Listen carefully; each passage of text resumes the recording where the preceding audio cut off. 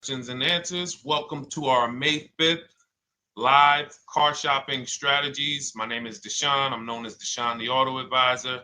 And over the next 60 to 90 minutes, I'm going to be sharing what we call the cars from home philosophy, the way you can shop, get bids, make your car buying simple, empower yourself, and guarantee that you did not leave any money on the table. We're going to talk about a lot of things you may not be familiar with.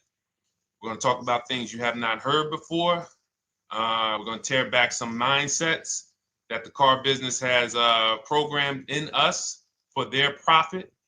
And we're going to tear down those mindsets because they're costing us thousands and they're making the greediest dealers in this country thousands of dollars.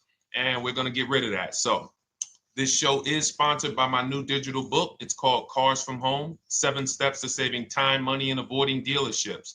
So I wrote that book to give you everything I know, everything I learned at Mercedes-Benz, at General Motors, running my own brokerage, and the hundreds of people, thousands now, that we've helped since 2021 to empower themselves in their car purchases. So part of my welcome offer to you is it's normally $97. You can get it for $24. That's my welcome offer for 30 minutes, anytime during the broadcast.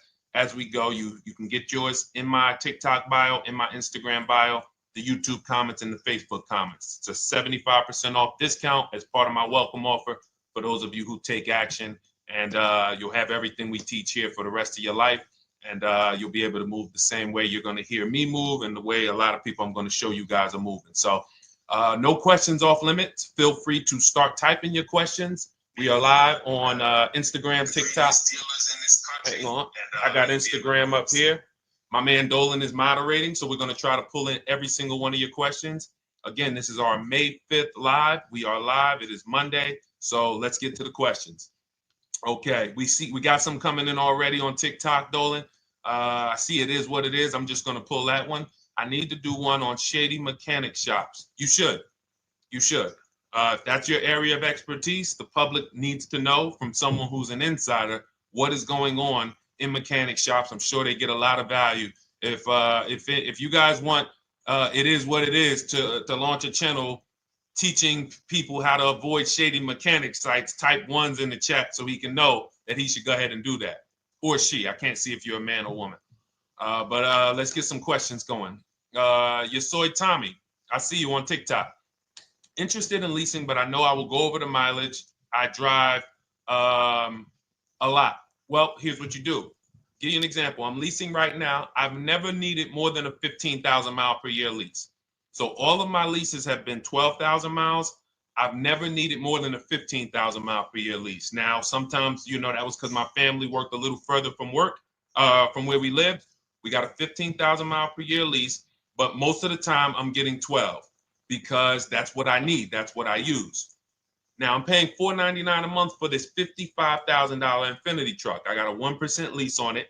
I got my bids, the way we teach at Cars from Home. We're big on multiple offers. That's the only way you're going to save the big money and guarantee you got all the money is to get multiple bids. We teach you how to do that. You can do it by phone too. If you want to try to do it by phone, God bless you. We do it through email. We do it through emails and templates, and that's what we do. But I'm paying $499 a month for 12,000 miles. Now, let's just say I needed 15,000 miles. I would have bumped that lease up, and instead of $499, I'd be paying probably $30 more. So call it $530. Now, let's say I'm a high mileage driver at 20,000 miles. That instead of $530, I would probably be paying $620. And there I got my 20,000 miles per year.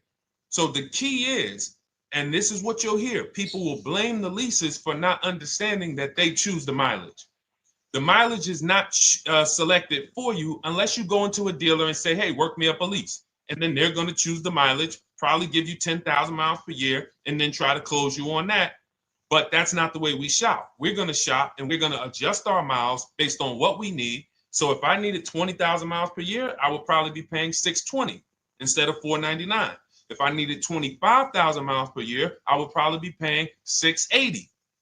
So I'm just paying, we get what we need and we enjoy our leases. because when we buy these cars and we drive ridiculous miles, we depreciate our cars, we destroy the value, and then we still have a loan on it in a lot of cases for a vehicle that we have destroyed the value in because we put 60,000 miles on it in 3 years. So our loan is moving very slow, but our vehicle's value is dropping through the ground very fast, which is typically how we end up with $15,000, $20,000, $25,000 in negative equity. I used to see it all the time in dealerships, especially when I was in when Uber took off. When Uber took off, year later, 2 years later, 3 years later, we had tons of people coming in with Hondas, coming in with various cars that had 200,000 miles on them, but they still had 3 and 4 year loans left. And, that's just a recipe for disaster. That's a recipe for disaster. So you should not be leasing, though, if you keep your cars 8 years. Some of you familiar with the 8-year rule, you understand. Everyone should not be leasing. I want to make that clear. Some people say, Deshone, you believe everyone should be leasing? No, I don't. If you are not keeping your cars 8 years, then you should be shopping for below market leases. Don't forget those 2 words, below market leases. Because if you're paying what everyone else is paying for their leases, it's not going to make sense. Some of these strategies are not going to make sense. You need to be getting below market leases. And the way we do that is to comparison shop, get multiple offers from dealers, have them compete for our business, and then we get these leases that no one else can get. Great question. So what if I go over 20,000 miles? What do you recommend doing? You choose your mileage wisely. In my book, I have a section called Choosing Your Mileage Wisely. The whole key with leasing is to scope out the mileage you're going to use, and that's what you shop for. If you know you're going to do 25,000 miles that year, you would do 25,000 miles on your lease. But you don't shop this way. We always shop with 12. A problem with leasing is once again, you go into the dealership, you say, work me up a lease. They're going to work you up what they want. They're going to say, hey, put 5,000 down. Who's had that happen? You go and you look for a lease and they tell you how much money you need to put down. Type me if you've had that happen. And again, welcome to everybody. This is our May 5th live. It's Monday, May 5th. Whether you're watching this today or you're watching this later today, because we will be rerunning this for those who couldn't make the show. Tell your friend they can catch it on our channels.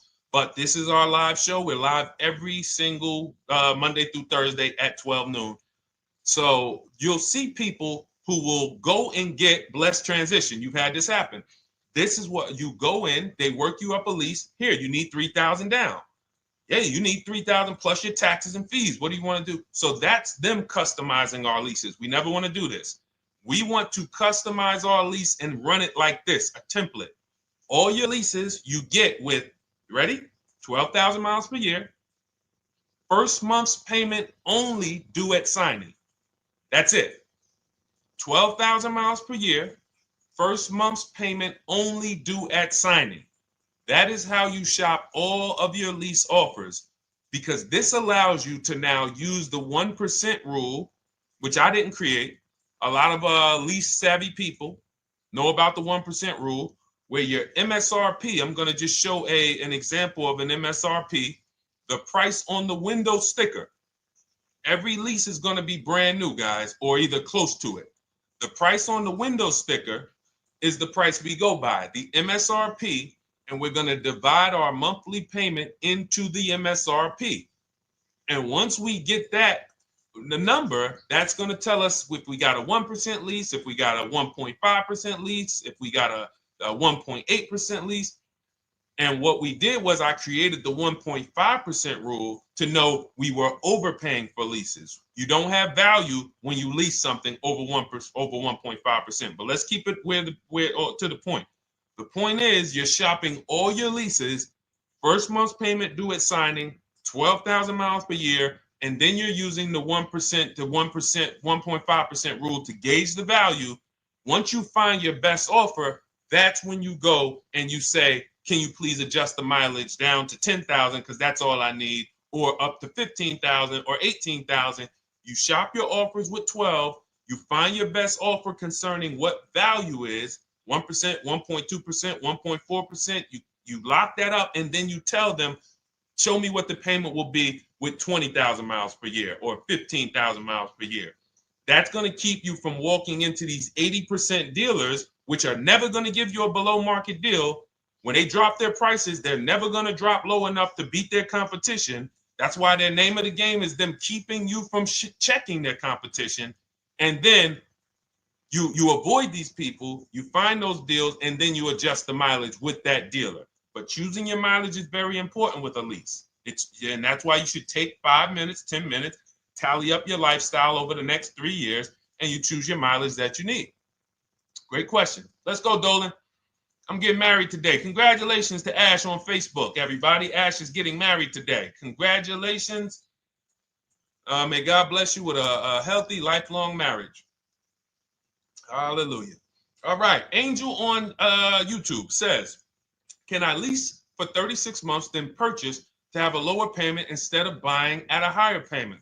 Now, what he's asking or she's asking is, I want this new car, but if I buy the new car, then I'm going to have to pay for the new car, in which case it's too unaffordable. So can I lease it first and then buy the difference at the end?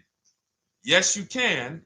Let's talk about why that's not that financially wise. There are signals, guys, that tell us we are looking at vehicles that are too expensive for us. Signals. Would anyone on here take a 50-year mortgage? Anybody? Anybody? We got some smart people on here. Anybody volunteering for the 50-year mortgage, ladies and gentlemen? Anybody? Come on, somebody.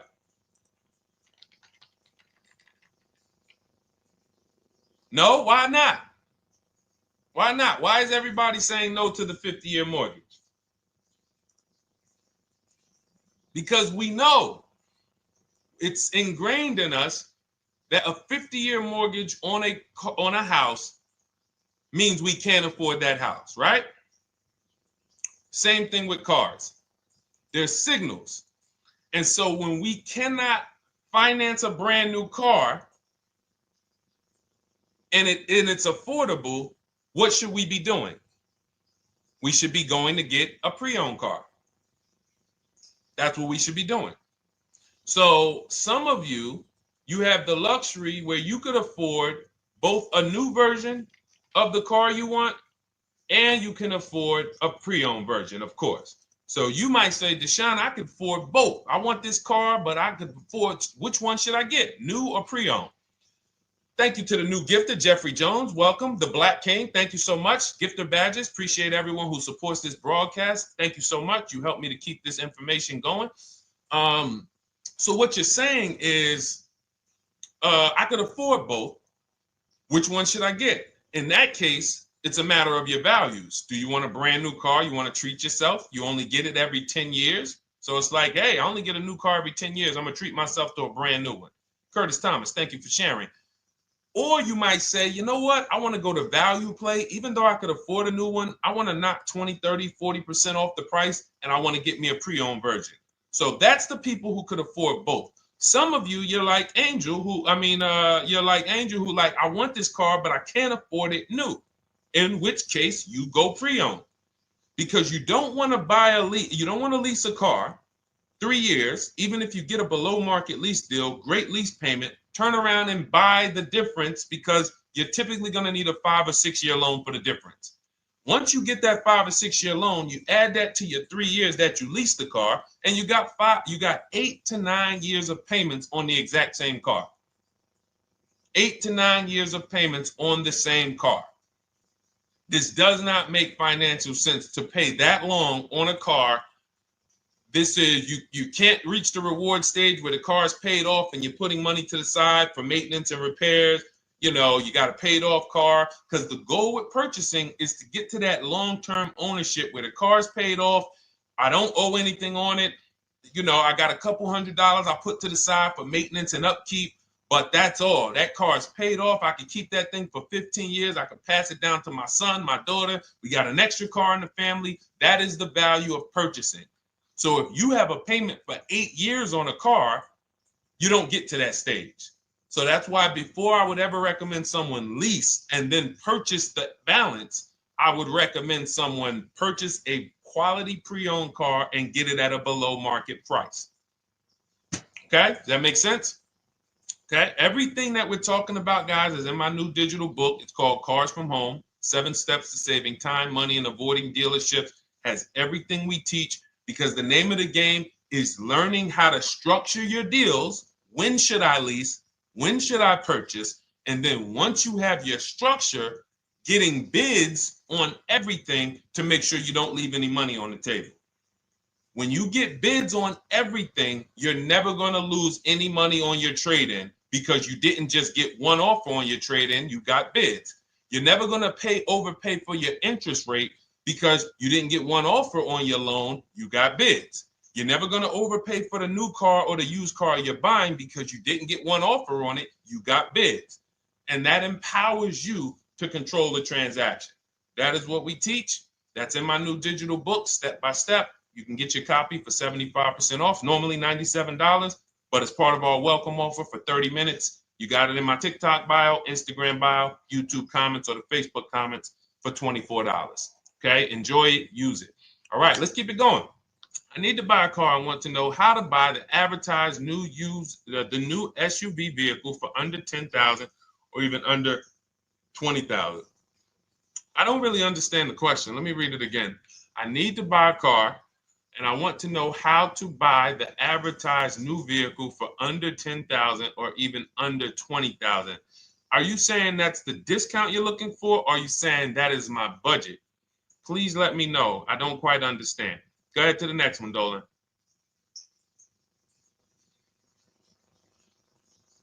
All right. If the Carfax report only has service maintenance, is it okay to purchase?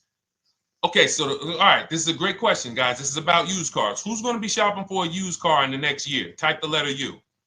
Type the letter U if you're going to be shopping for a used car in the next year. And for those who just joined, this is our Monday, May 5th, live car shopping strategies. So we are live every Monday through Thursday at 12. And for those of you who are watching the rebroadcast later in the day, you can, you'll get your questions answered. Somebody might ask a similar question, or you can join us Monday through Thursday at 12 live. Yes, so we got a lot of people who are going to be shopping for a used car. We got Buffy on Instagram, Fran Bar. Who else? A lot of people not buying? Okay. Instagram, the only people buying used cars? Okay, well, let's talk to you guys. Listen, so here's when you're looking at a used car, what you're focused on is first the service record. First the title history. What is the title history? That means, is it a salvage car? Is it a frame damage car? Is it a now, well, let's start first. Where do we find these cars? Let's start there. We're not going to lots. We're not stumbling onto people's lots. That's what they want. We do not want to go through our neighborhoods looking for used cars. Anybody who does not have a used car on a website, they're trying to take advantage of you, because that is unadvertised, that they don't want to be where the competition is. That is not the way we're going to move. And for years, it was like that. You drive past a dealership on the weekend, you see hey, oh, look, they got this nice yellow car, a nice big red car outside, and you just pull right in. That's 2005 stuff. Now, every used car, we need to be able to compare it to the whole market, which means we need to see it on a website, on a marketplace. So we're opening up, this is called my multiple marketplace strategy. We are opening up, and some of you are going to need a pen if you're going to really, or unless you're going to watch the rebroadcast, because I'm running stuff past you that, you're trying to buy a $30,000, $50,000, $100,000 car. We're not talking about how you're going to get a couple things from Amazon and, set up a little home studio for $2,000. We're talking about the second most expensive purchase most of you are going to make. So it's understand that you're going to need to focus in order to get the most out of what we're talking about. So we're going to go to the marketplaces. The marketplaces are Carvana. They sell their own inventory. CarMax, they sell their own used car inventory. Driveway, they sell their own used car inventory. We're going to go to now dealerships. AutoNation, they sell other people's, they sell their own. They buy and they relist it on their website. But then you have Car Gurus, you have Carfax, you have Kelly's Blue Book, no, not Kelly's Blue Book. You have Auto Trader, Car Gurus. So we're going to all these marketplaces, we open them right up in one tab.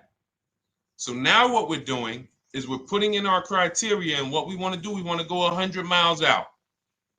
Even if you're not willing to drive 100 miles out, you want to see what the whole market looks like within 100 miles. So now, if you know what you can afford, then you can put in your price criteria. I have a tool that I created. It's called the Perfect Budget Calculator. Some people who have my book, you've used it, where you put in your down payment preferred, you put in your interest rate, you put in any equity from your old car, and it tells you, because what you tend to miss is the fees. That's what you tend to miss. So if you're not using this calculator that we created, you want to add another $2,000 or so, because you got to factor in the fees in that budget. Some of you go out and say, man, I think I could afford $30,000. Then when you find your car, they bump you up to $33,000 because you didn't factor in the taxes and fees. So this calculator does it for you in my book, and everything we use the Perfect Budget Calculator. But if you're not using it, just estimate another, a little higher. Now you put all of that into the marketplaces. Now you're looking for what the inventory is. Now, here's the reason why you must open up all these marketplaces. First reason, they have different cars on them. Carvana and CarMax has different cars than Car Gurus, Cars.com, Auto Trader. There's different cars on them.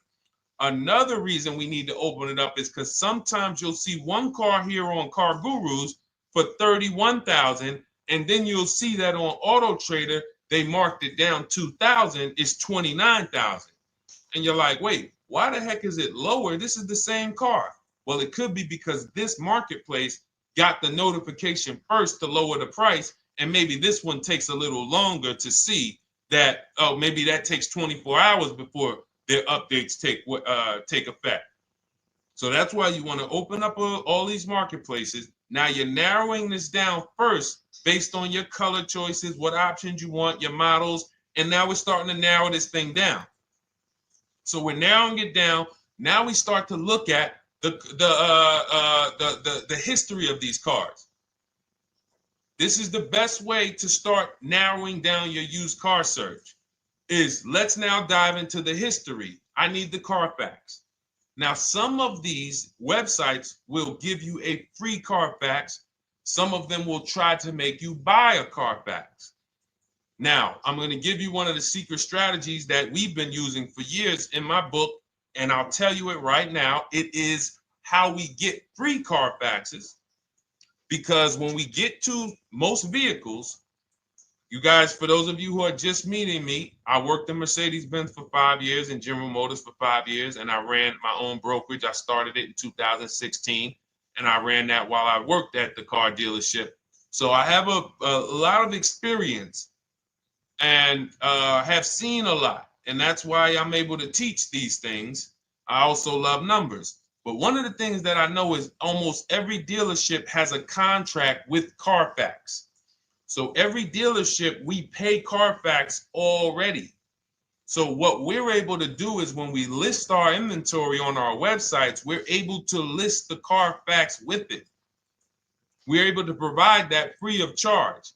But when we pay Auto Trader or Cars.com or Car Gurus, we are not able to actually push our Carfax to that marketplace. But if you come to our website and you find the vehicle on our website, most times you will find the Carfax for free. That is what we have been doing for years. So that now we have the Carfax, because the Carfax is the only way we can see those service records right now, because we've already narrowed it down based on, first thing we're doing is we're looking at title history, frame damage, salvage title, rebuilt title, total loss. That's the type of vehicle. The next thing we're doing to narrow it down, which is where many of you get in trouble, is you're looking at the service records. Skipping service records, buying used cars without seeing service records is disaster. The biggest indicator on if a vehicle was taken care of is what is on those service records. And if you can't see those service records, then I would not buy the car. Somebody say, oh, I'm changing the oil myself. If you don't have proof that you have changed the oil yourself, I cannot see it. I cannot see that you have maintenance this car, and that's a turnoff for me. Because now when you drive that car a year later, 2 years later, things start happening. You have no one to blame but yourself. Now the regret kicks in. Man, I knew I shouldn't have got this. But chances are, if you find a quality vehicle and you see service records on that previous owner's report, that's going to lead to a quality experience. Okay, so that's pretty much how the initial part of our multiple marketplace strategy. As you can see, we have this to a science. Nothing that we're doing is by chance. Nothing we're doing is on a whim. That is it. But let's go to some more questions. And I think the biggest thing I want everyone to understand so far is that we don't wing anything in this process. There's nothing, everything that I'm teaching you is going to be out of our systems. Now, some of you have different learning styles. So let's address this. Again, welcome to our May 5th, Monday, May 5th live. We're live Monday through Thursdays at 12 noon. And we rebroadcast this for those who couldn't make it. You can share this with your family. Tell them, hey, visit Deshone the Auto Advisor's channel. He did a great show earlier. He answered some questions that everyone had. You can watch the broadcast all through the rest of the day. Now, but we're live every week, but we're live right now. So now the biggest, some of your learning style is different.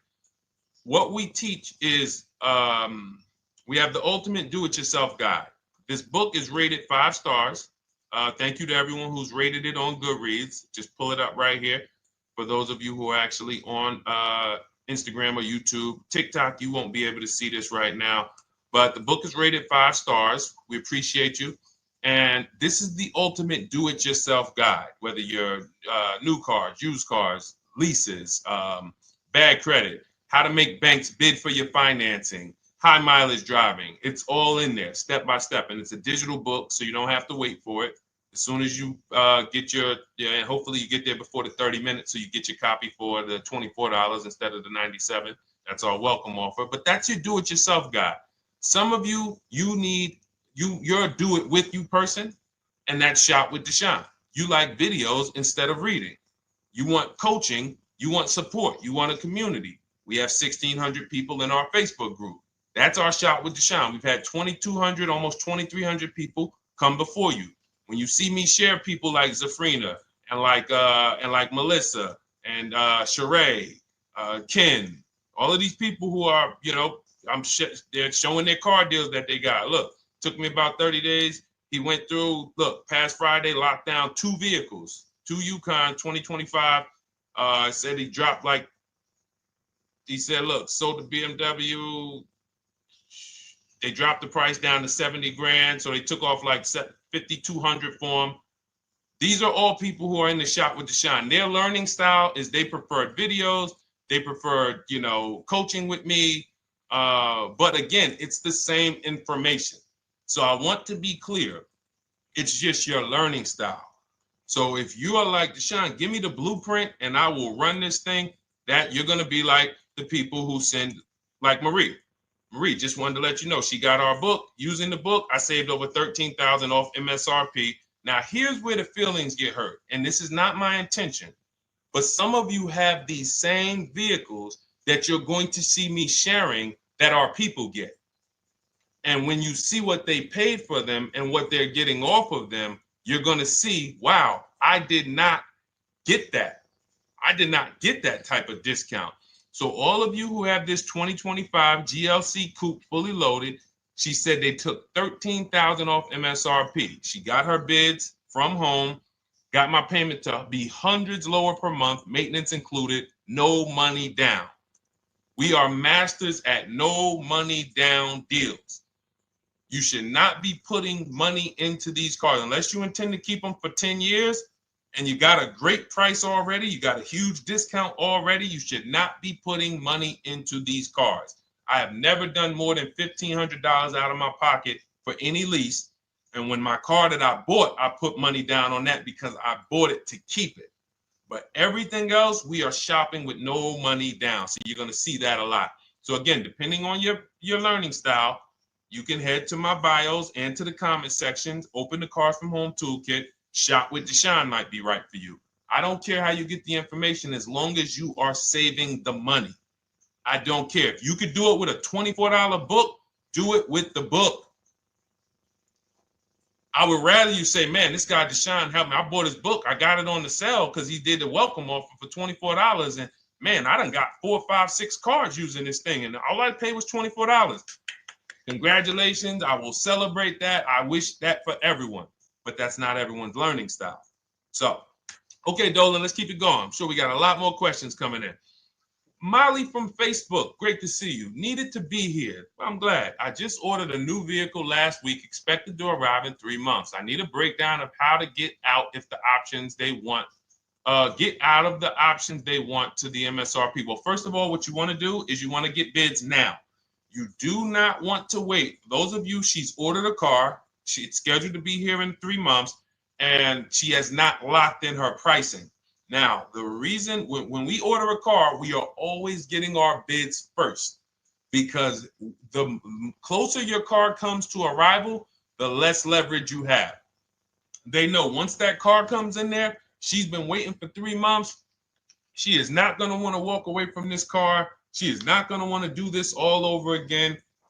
And they're going to probably take a shot and say, or if you look for a discount at that point, you probably are going to be like, no, I'm sorry, we can't give it to you. So what we're going to do is we have to now send that request out. Now, there's 2 ways for you guys to do this, whether you're leasing or purchasing new cars. 2 ways for you to do this. You can do it your way, which is calling around. Calling around, not going into dealers, calling around, ask for sales managers, try to get yourself at least 5 offers. Because the only way you're going to see how overpriced the offers are is to actually get multiple offers. So I'll give you an example. I'm showing you guys on the screen what a market report looks like. So we also have a division. We shop for people's new cars and their leases if they have good credit. So when you see, oh, I tried to pull it up. It's not loading. So what you're going to see, and some of you who've used our stuff, you can testify to this. There is a huge spread between the best price and the worst price. Huge spread. So in order for you to know you actually got the best price, you need to see 4 other offers that are higher. I'm going to say that again. Thank you to all the gifters on TikTok. Thank you, Jeffrey Jones. Appreciate it. You need to see other offers that are higher. So let's go back to my car. This dealer who won the bid for my Infinity truck saved me over $8,000. Now, he said to me when I was making the deal with him, he said he knew that I was not going to find a better offer because he had used a special coupon he had to apply towards the deal. He needed the deal that month, and that's why he won the bid. So he's able to take off $8,000. If I was purchasing, I would have got $8,000 off the price. But I leased it, so my lease payment was $499 a month with $1,270 down total. And $1,270, $499 of that was my first payment. So every other offer that I got, $560, $605, $640, $700, $750. That's how you know you did it right. If you don't have a bunch of the 80%, we call them. This is the 80%. Some of you've heard me say we don't negotiate with dealers with fake fees. It's a losing battle because even when they take off all the fees, they're still super high. I'm going back and forth by email. So if you're using what we teach, you're taking minutes out of your day. You're going back and forth with email. We close deals in 60 to 90 minutes. I'm not inviting anyone to car college. 60 to 90 minutes of emails back and forth. Next thing you know, we're closing a deal. But you're going to see, even after back and forth and telling the dealers through email, you can do it by phone. Hey, I'm shopping other dealers. Please make me your best offer. I have all the templates written. So when you're using our stuff, you don't even have to wonder what you're going to say. You just copy and paste our template. But even after that, you're going to see, wait, these people are still giving me super high prices, even though I told them I'm shopping, even though I told them I'm serious, I could buy the car right now, even though I gave them every single thing I need to give them to get an offer, they're still $150 a month higher than my best offer. That's going to prove to you that they are the 80%. They are not coming down. When they say this is our best deal to their customers walking inside, they're not lying. It is their best deal. It is not the best deal. It is their best deal. Their competition's best deal will blow their best deal away. And the only way you do that is by getting bids. So that's what you need to do, Molly. Take exactly what you're looking for. If you want to call around, call some sales managers and say, hey, listen, this is what I'm looking for. I put in an order, but I'm not dead set on the price yet. Haven't really gotten, I want someone to lock in a price for me. And hopefully you're purchasing, because if you're leasing, it's tough, because once that lease comes in, you do not know what the lease program is going to be. So if the lease program is bad, then you could find yourself jammed up. Now, here's what we try to do to prevent that. It's not always possible. Here's what we try to do. Once you have found the best dealer who's won the bid, now what you're going to do is say, based on this price that you're selling me the car for, can you give me a lease estimate now? So let's say I'm ordering this Infiniti. I shop around, I find a dealer who says, all right, Deshone, I'll place the order. I'll take $6,000 off list price for you if you do the business with me. Perfect. Can you give me a lease quote based on that now? I know this is not the vehicle. My vehicle's coming, but can I get some type of an estimate of what it would be? And then I look at that, and if it's affordable, now I place my order. But I'm not placing an order for a lease blind, not knowing what my payment's going to be when that car gets here. Okay? Does that make sense? I know I may be typing, this is heavy. That's why I told you guys, when you're here with us in car buying, below market car buying strategies, this is like short 60 to 90 minute master classes. This is not lives where I'm showing you how to make macaroni and cheese and turkey and like, okay, yeah, you got your music playing in the background. Hey, listen, all right, what I need? Oh, hand me the Sazon. No, you could do multiple things. This is heavy finance talk for 60 to 90 minutes, and it will change your life. And I just saw my girl, Lisa. Lisa, good to see you. Lisa's been, she's been learning from us and rocking with Cars from Home. Let me see. I'm glad you clarified, even if no money down on the lease, you still really have to give them the first month's amount. Yes, I don't know what I'm going to do yet, buy or lease. No matter, I'm learning lots and sharing with my peeps. Thank you, Lisa. Thank you. Now, technically, you don't have to give them the first month's payment either. What I do is our templates all involve shopping, first month payment due at signing. But if I wanted to, so let's say, for example, on this $499 a month lease I got on the Infiniti, and I'll actually will add this because I'm glad you said that. The lease that's your first month's payment, so it's not considered money down. It's considered your first month's payment because you're leasing, you're paying 36 months or 39 months. We don't do 4-year leases. We don't even do 3.5-year leases in most cases. We're not doing it. It's 36 months, 39 months, and if they have a really, really good program for 2 years, they will tell us about it. But we shop for 36 months. But you can tell that if I wanted to tell them, you know what, I want to do a straight sign and drive, I don't even want to give you the $499 for the first payment, which means you're asking them to pay the first payment, then it would have just been $500 going back into the cap cost, which would raise the payment probably with interest and taxes, maybe 15, 17 bucks, something like that. So if I truly wanted to bring nothing to the table, I can just have them to, cap the first month's payment. You can do that. You can do that. So you can ask any questions. I know you're in our Facebook group, and so you let us know. But the 8-year rule is your basis for leasing versus buying.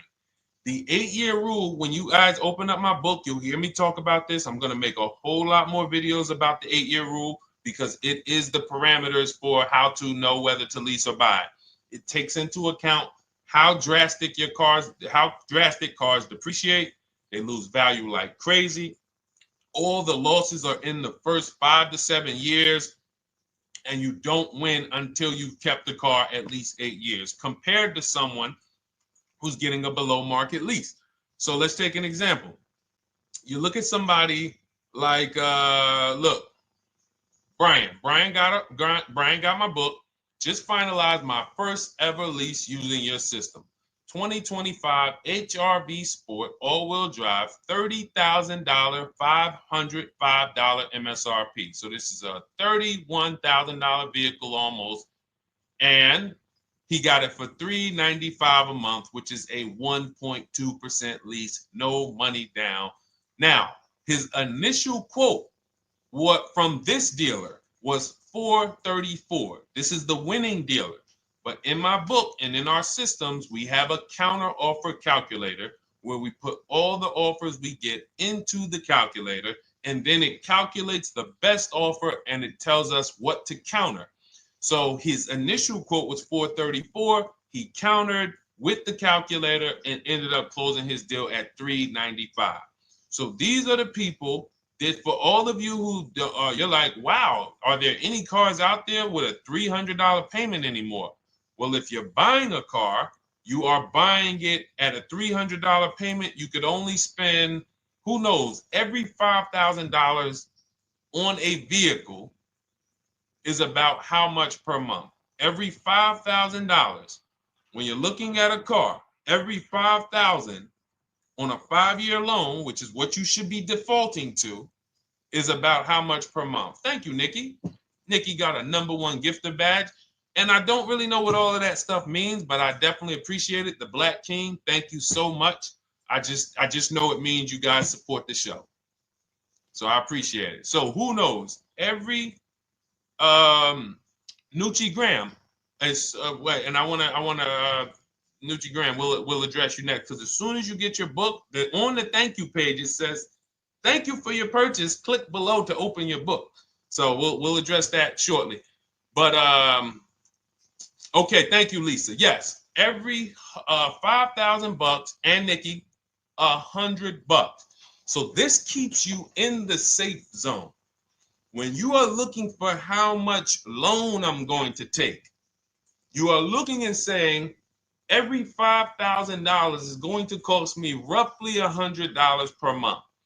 So if I want to spend $400, then my loan needs to be about $20,000, which means I'm looking at this car. If I'm going to buy it for $23,000 plus fees, and I want to be at $400, I'm going to have to come up with some more money down, because I need to get my payment here. I need a $20,000 loan. I'm not going to go in looking at a $20,000 car and thinking, man, can they get me to $250 a month on this? No money down, because the math doesn't make sense. Because the only way they can get you to that is to put you in a 7 or 8 or 9 year loan, which is a horrible deal. And they've done it to a lot of people, because you go in and you just say, get me to this monthly payment. And they're like, well, you didn't say how long. You come in later, hey, man, my loan is, I remember, man, a guy called me, and this is, unfortunately, people are not trained to look at how long their loan is. Early in my career, I think I was still with General Motors, and a guy came in and he had some vehicle, And he was like, D, could you look at this, man, and tell me, because I don't, I'm trying to get out this thing, man. They telling me I can't get out of it now. That's a recipe. You bury yourself when you make these types of moves. They're saying I can't get out. I looked at his contract. It was a 96-month loan. 96-month loan.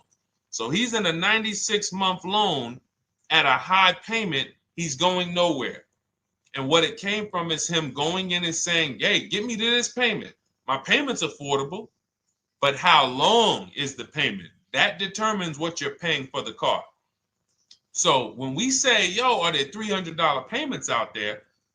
I'm showing you. Leasing, there's cars you can drive 30,000 miles, $30,000 cars, beautiful vehicles, payments in the threes when you're shopping and getting bids, and you're finding vehicles with great lease deals. At the same time, on a pre-owned car, that's only going to get you under 20 grand, between 15 and 20 grand. So it's about getting the most for your money. And getting the most for your money, you must take into account the 8-year rule. If I'm not keeping a car 8 years, I should be shopping for a below market lease. I'm not tying up any of my money in this car because I'm not keeping it long enough to have all of that money benefit me. Does that make sense? Type ones if that makes sense. Type dollar signs if that makes sense, because this is about money. If I'm not keeping the car 8 years, then all the money I'm going to tie up in the car to pay for it, to pay off the loan, to do the maintenance, to change the tires, to change the brakes, to change the oil, to change the brake fluid, the transmission, all of the money I'm putting in that car, just normal maintenance. I didn't say anything broke. Normal maintenance over 7 years. I'm not going to keep the car long enough to have that make sense. Whereas had I leased, I'm just below market leases. I'm just literally paying cents on the dollar, changing my oil. Most of the times I'm out the car before I need brakes, unless some of you are driving 15,000 mile a year leases, and then sometimes you will replace the brake, but it still does not compare to the cost of purchasing. And, throughout the show, I'm going to show a lot more lease deals and a lot more discounts. But the reason why I show you guys the lease deals is because the money doesn't lie. Unless you're just hell bent on paying more, the money does not lie. You can't compare when I was, I'm driving $40,000 cars. My payments have a 3 in front of them. And my friends are driving $20,000 cars and their payments have a 3 in front of them. And those cars are used, need maintenance, warranties done ran out after 4 years. I'm over here driving brand new cars, problem free, and they're paying the same amount or more than me, and they're driving inferior products. And then once they really get tired of the car, they go ahead and they trade it in and they start the process all over again. So it's bad financial advice that the car business never trained on, and they just love for people to be ignorant. But we're not going to be ignorant here. All right, Dolan, let's keep it going. By the way, all of you who just joined, this is our Monday, May 5th live. We are live every Monday through Thursday at noon. So for those of you who may be watching the rebroadcast, we rebroadcast the show all through the day. So for those who missed the show, you can either, or some of you want to tell your friends, oh, hey, you're shopping for a car, go watch this show. And we'll rebroadcast this show all through the day.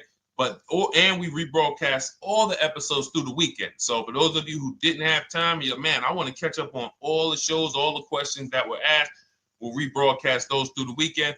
But we are live every Monday through Thursday between 12 and usually 1:30. You can have your friends and family tap in. You can bring your questions, and we try to get to as many as we can. All right, Dolan, let's keep it moving. Let's get to some more.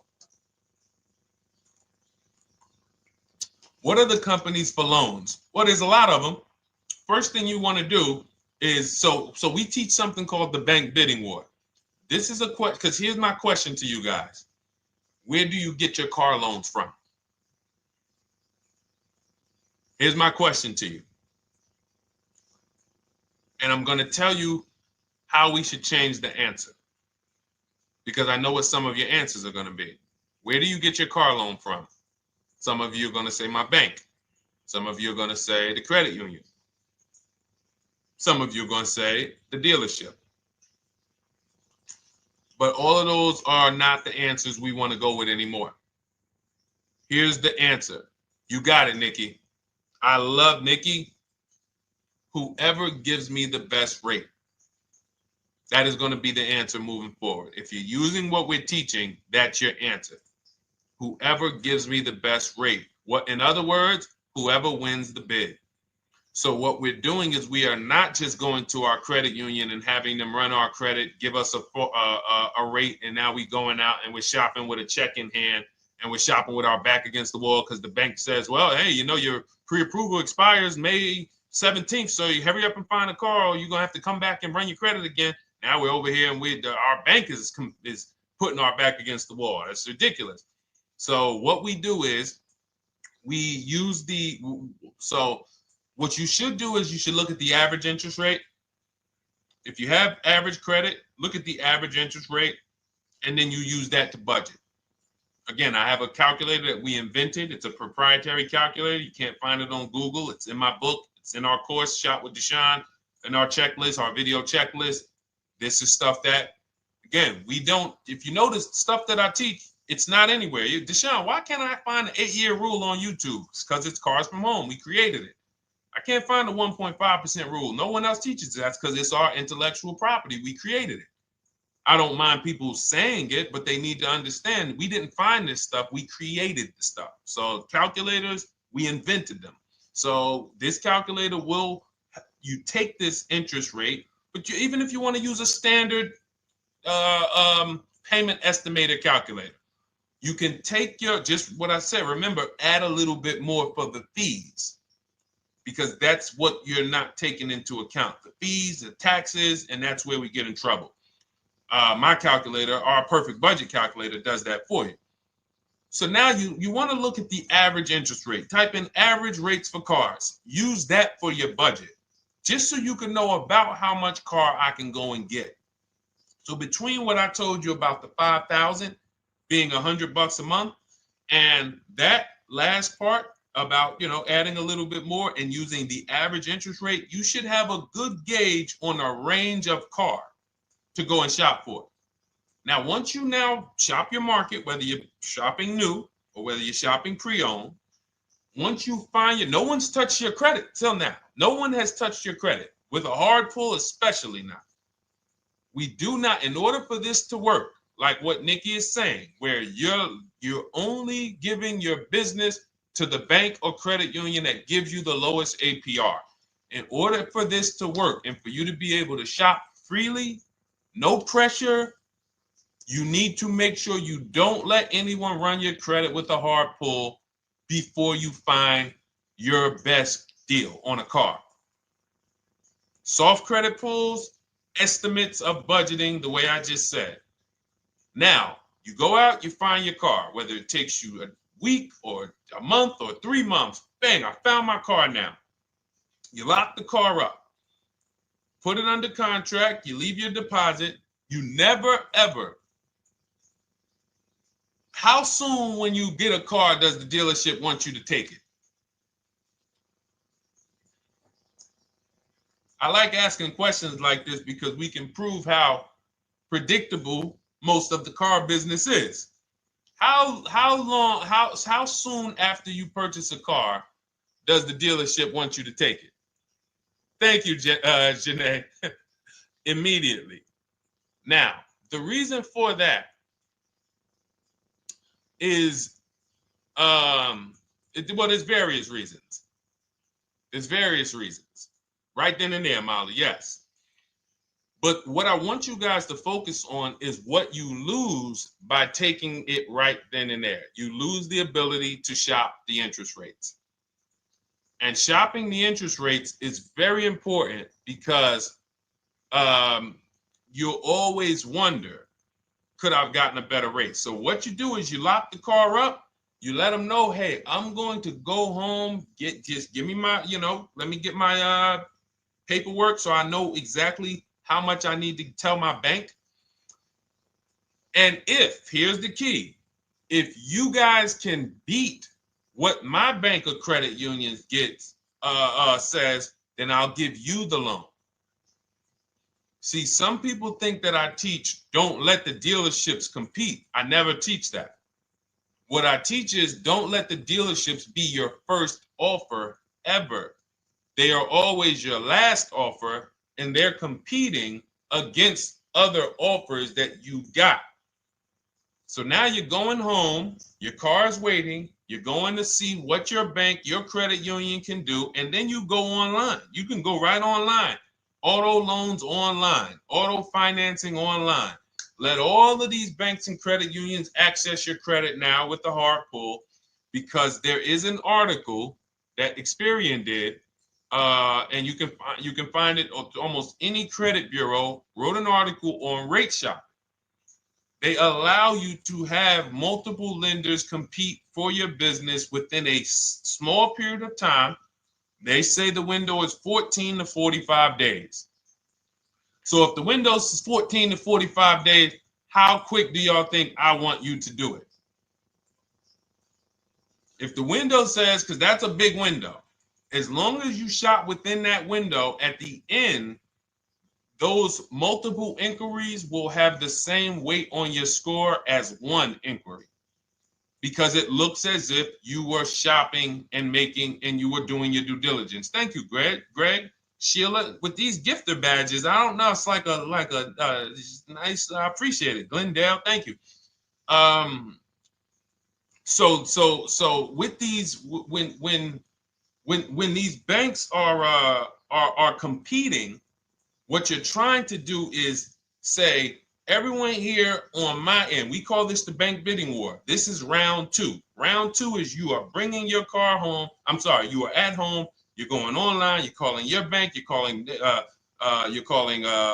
credit union. If you have one, you're going online.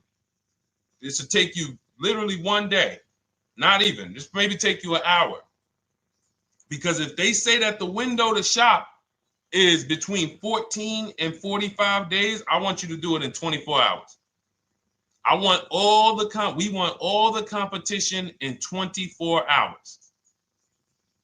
Because that guarantees we are way within the window. They're going to look and see, wow, this person bought a car. They had multiple lenders competing in a small period of time. They're not out here just letting people run their credit over, every week. Some new banks running their credit. So now you call the dealership afterwards. You say, hey, the best offer I got was from such and such credit union or such and such bank.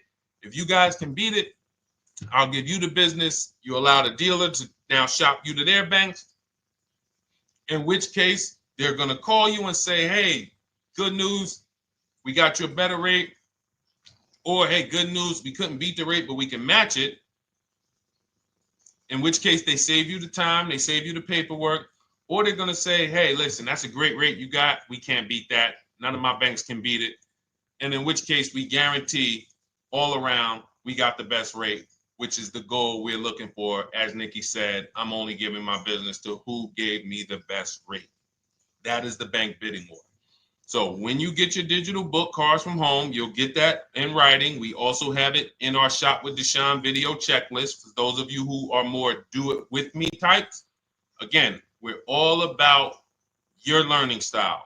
And some of you just like, Deshone, I see you. Can you shop for us? What are these? I'm seeing a lot of you guys shop for people, new cars, new cars, leases only. And you have to have good credit. Your FICO scores need to be over 670, all of them. But if you don't, again, same result. We've been helping people get these results since 2021. And again, I am all about speed. These are short videos. The book is boom, action steps, action, action, action, action.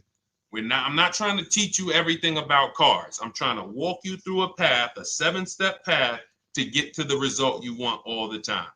Okay, I'm not taking you to car college. You're not going into the car business. You just need to know how to get the best deal. And that's what it's about, step by step. Okay, but for those of you who are just coming on, this whole show is sponsored by my new digital book. It's called Cars from Home, 7 Steps to Saving Time, Money, and Avoiding Dealerships. It's a digital book. Everything we teach about new cars, used cars, leases, below market financing, high mileage driving tips, bad credit tips for those of you who have your credit is not going to qualify you for everything else we're talking about. You need specific strategy. We have that specifically for people with bad credit inside my book and inside Shop with Deshone. So that's why I never believe in one size fits all car buying advice, because all of you are in different situations. So how does somebody look saying, you all should do this? We're all in a different situation. I have a trade-in. He doesn't. He has a lease that's coming due. He doesn't. Oh, he has a lease that's coming due. He has equity in it. We need to help him get that equity out.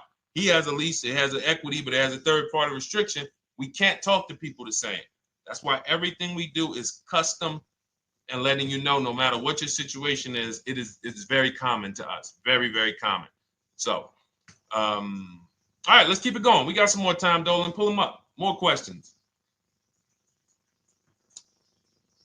All right, yeah, I see we got a couple more coming in on TikTok. How do I get the book? Well, the book is in my TikTok bio. In my Instagram bio, there's a website there. It's Cars from Home Toolkit.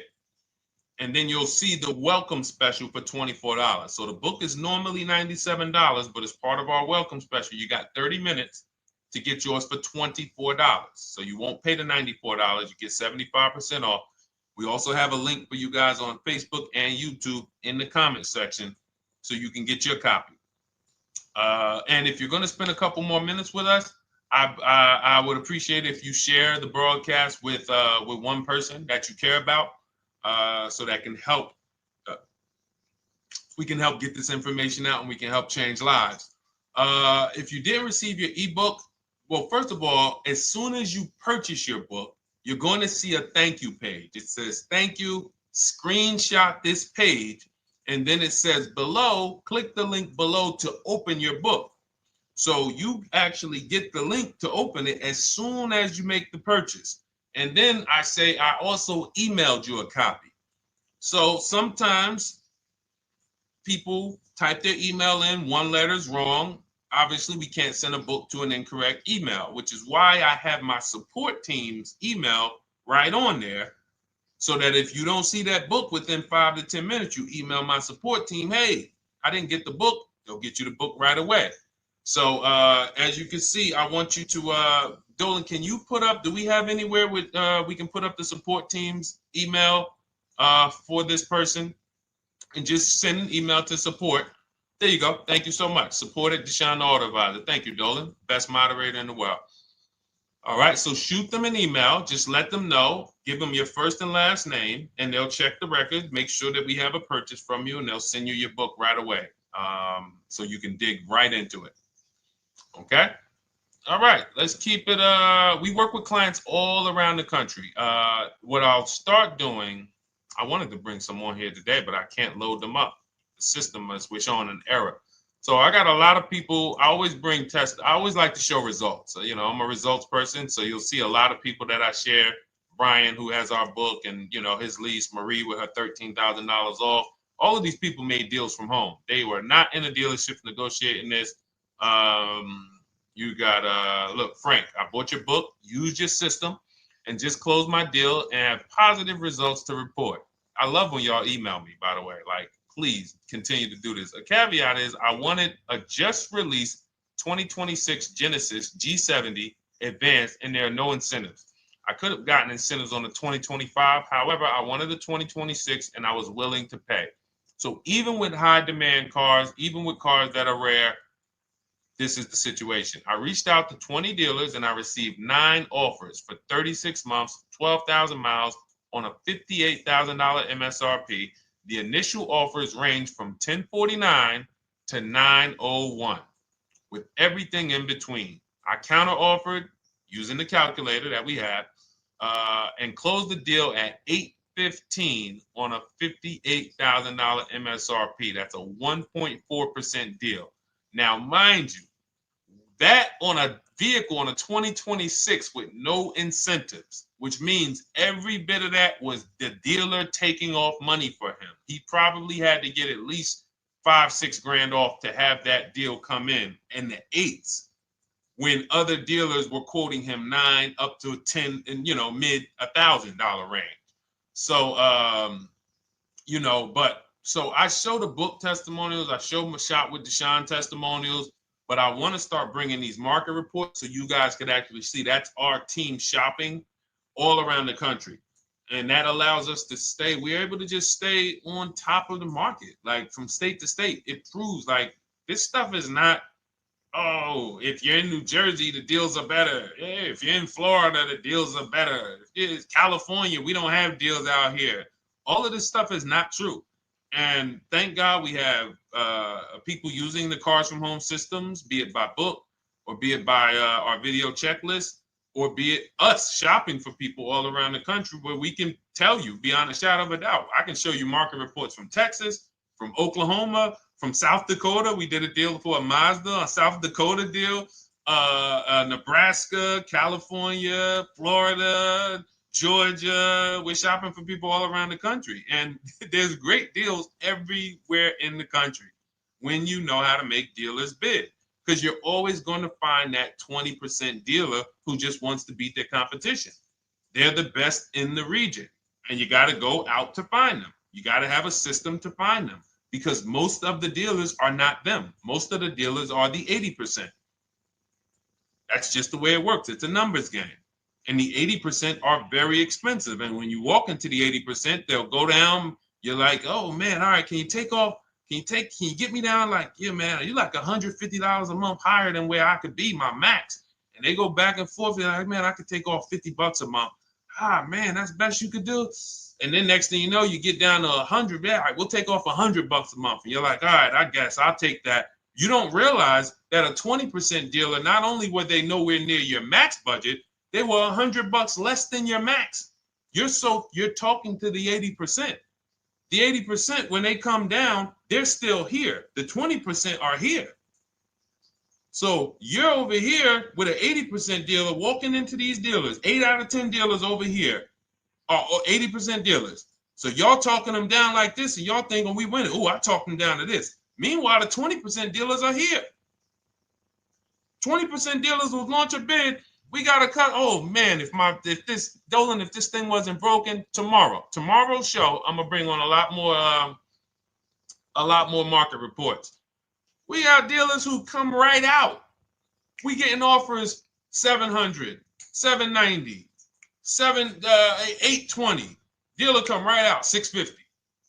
Boom, blow everybody away. Like, oh, let's go. We got a winner. Looks like we got a winner here. That's it. And then it becomes fun. As you can see, this is fun for us. When you change the way we shop, you shop and you start to you're going to be the prize. You're going to be the prize. So anyway, let's keep it moving. For those of you who have gotten your book, I look forward to you using it, empowering yourself, having these same results. For those who didn't know about the book, it is a digital book. You can get your copy for 75% off for 30 minutes in my TikTok bio, my Instagram bio, the YouTube comments, and the Facebook comment. And for those of you who've been on and you still don't quite trust us, you want to get started with maybe some free advice, go grab our cheat sheets. We have our free cheat sheets in my Cars from Home toolkit, totally free. Test us, look at the cheat sheets, look at the strategies, look at the emails I'm going to send, guiding. Like I don't play around. So if you want to just say, test out, let me hear some free advice, start with our cheat sheets. All right. Yes, I'd actually answered that when I read that comment, Dolan, on TikTok about do we work with clients in New Jersey and New York? Well, yes. When it comes to shopping done for you, if you open the Cars from Home toolkit and you're like, Deshone, I just want to relax at home. You guys go shop the market for me. If you have good credit, FICO scores over 670, and you have and you're shopping for a new car or a lease, you can book a call with us. We can see if we can help you. Book a 10-minute call. It's free. And we can see if we can help you. Is it best to lease a car if you're currently underwater? Ooh, if I was underwater right now, let's just say I have 15,000 negative equity. I made a bad deal during the pandemic. I'm upside down and I'm like, man, I got to get out of this car.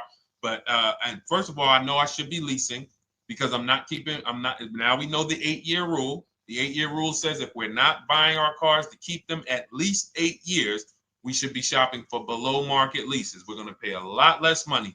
Below market leases, not normal leases. Very important. So what I'm going to do is I'm going to actually right now look for an electric vehicle that I could lease because some electric vehicles right now, we're getting under 1%. We're getting 0.88% leases. We're getting 0.79% leases, because if you do your bidding, you're going to see. Now, again, if you want to call around for your multiple offers, you can do that. I'd rather you call around than to do what you've been doing. I'd rather you, with your new cars and your leases, call around before you walk. That's better than what you've been doing. But if you're like, Deshone, I don't want to talk. I don't want to wonder what I'm going to say. I just want to copy and paste. That's the Cars from Home way. Either way, you get your 5 offers, and you're going to see now, my best offer on this $40,000 electric car might be $320 a month. So I'm now driving a $40,000 car. If I didn't have my negative equity, then I would be driving it for $320. But now I got to bring this negative equity over. Now, the reason why you want to look at these electric cars for this is because if you try to bring a bunch of negative equity over, what ends up happening is you're now messing up the loan to value ratios, and the bank won't approve it.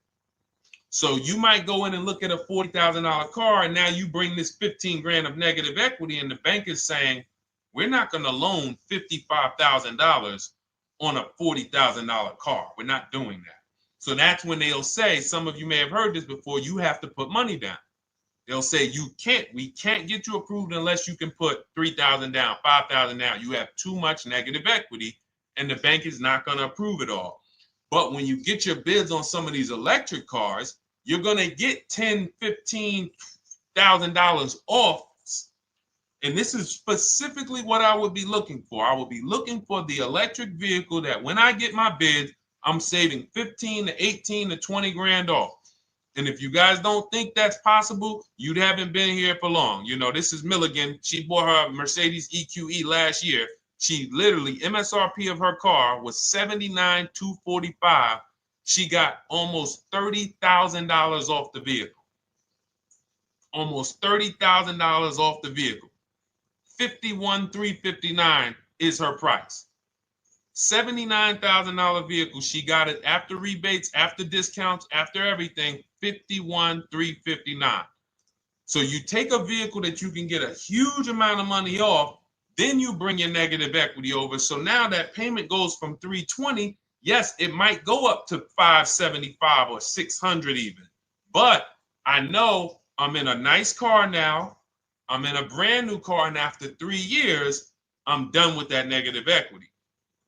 So that's what I would be doing. And if God forbid the car gets totaled while you're driving, you're out of the negative equity in a lease. So if I rolled that negative equity, 15 grand over to this car, now I'm driving it. Boom. All right, I got this electric car. I'm out of the negative equity. I got a good value. I'm in a $40,000 car. My payment is affordable. Now I'm driving. Oh, shoot, car gets totaled. I'm out. I can go get me another car now. I can go and get the same exact car, but I can get it for $320 now. So, you know, that actually is the reason why people commit insurance fraud and total their cars or get them stolen intentionally. But no, that's just something to keep in mind. Something to keep in mind. Because most of you, when you start leasing, you're going to see that was my reason for negative equity. That was my reason I kept having negative equity, is because I wasn't leasing. And that was the reason I was paying more money for cars than I should have, because I wasn't leasing. And again, the key is getting below market leases. You walk into a dealership and say, work me up a lease, you're not going to have these payments that, you know, we're talking about here. It has to be below market leases. That comes through multiple offers. Only way. All right, let's keep it going. A lot more questions. No gap then. Is that your first time leasing? Well, no, we'll get to that. I see it's a little conversation happening on TikTok over here. By the way, everyone, this is our Monday, May 5th live. We're live Monday through Thursday. Tell your friends, please. I would love for those of you who are going to keep joining us to see some friends tomorrow, family members tomorrow, co-workers. When you are at work, when you're talking to people, if they say they're car shopping, I would love for you to invite them to our live shows Monday through Thursday at 12. And if they couldn't make the show, we will rebroadcast each episode for the rest of the day. So after today, after we end the show, if you guys want to refresh on some things or you want to whatever, you want to send people, we will rebroadcast this episode for the rest of the day. And then on the weekends, we put together a weekly compilation. We broadcast them all just for the people who couldn't make the live shows. But every Monday through Thursday, we are here. And yes, happy Cinco de Mayo to you too, Nikki, and to everyone who celebrates. All right, what do you think about waiting till December month, mid-month to buy a vehicle? I do not. Dealers need cars to sell before that. It's a myth. All right, we're going to dispel a myth, okay? When have we been taught that the best time to buy a car is?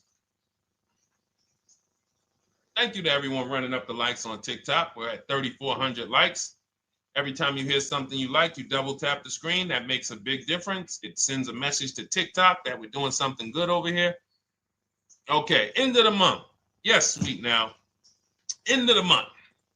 So we're gonna peel, like I told you guys when we started the broadcast, right? We are gonna, yes, Molly, last day of the month, right? So this is what we have been taught. Last day of the month, come on in. That's where your deals are, right? Let's look at this logically. As a former car salesperson, the times where where I saw the dealer or myself being the most desperate was the times where we did not have a lot of customers. Sometimes you look up, it's the 10th of the month. They call us into a sales meeting. They say, hey, guys, we got to sell 200 new cars this month. We are only at 40. We are way behind. We are tracking way behind. Call anyone you know who's a real customer. We are entertaining every reasonable offer. Now, you've been taught there's a group of people that we know are coming at the end of the month. There's a group of people that we know that last weekend they're going to rush. But there's no desperation there from us because we know they're coming. So we look and say, I'm much more desperate at various times throughout the month than I will be at the end of the month. Because think about it. Every time you go into the dealership at the end of the month, is it dead or busy? You go into the dealership most of the time at the end of the month, is it dead or busy?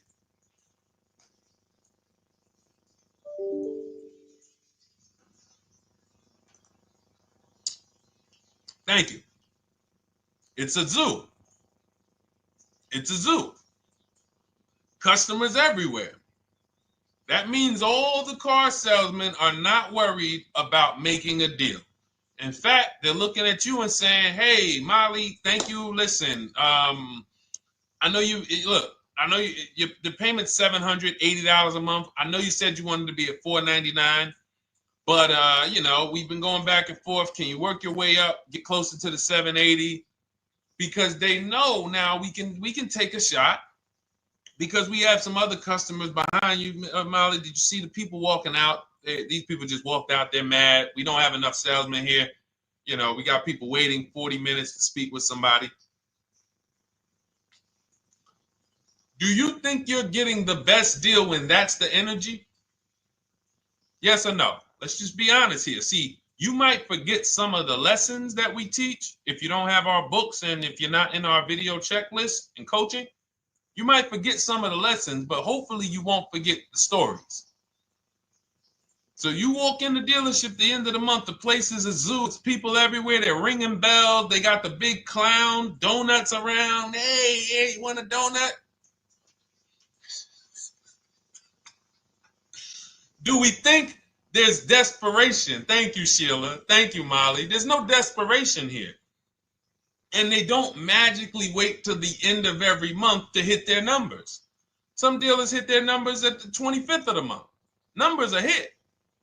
We still got people coming in end of the month.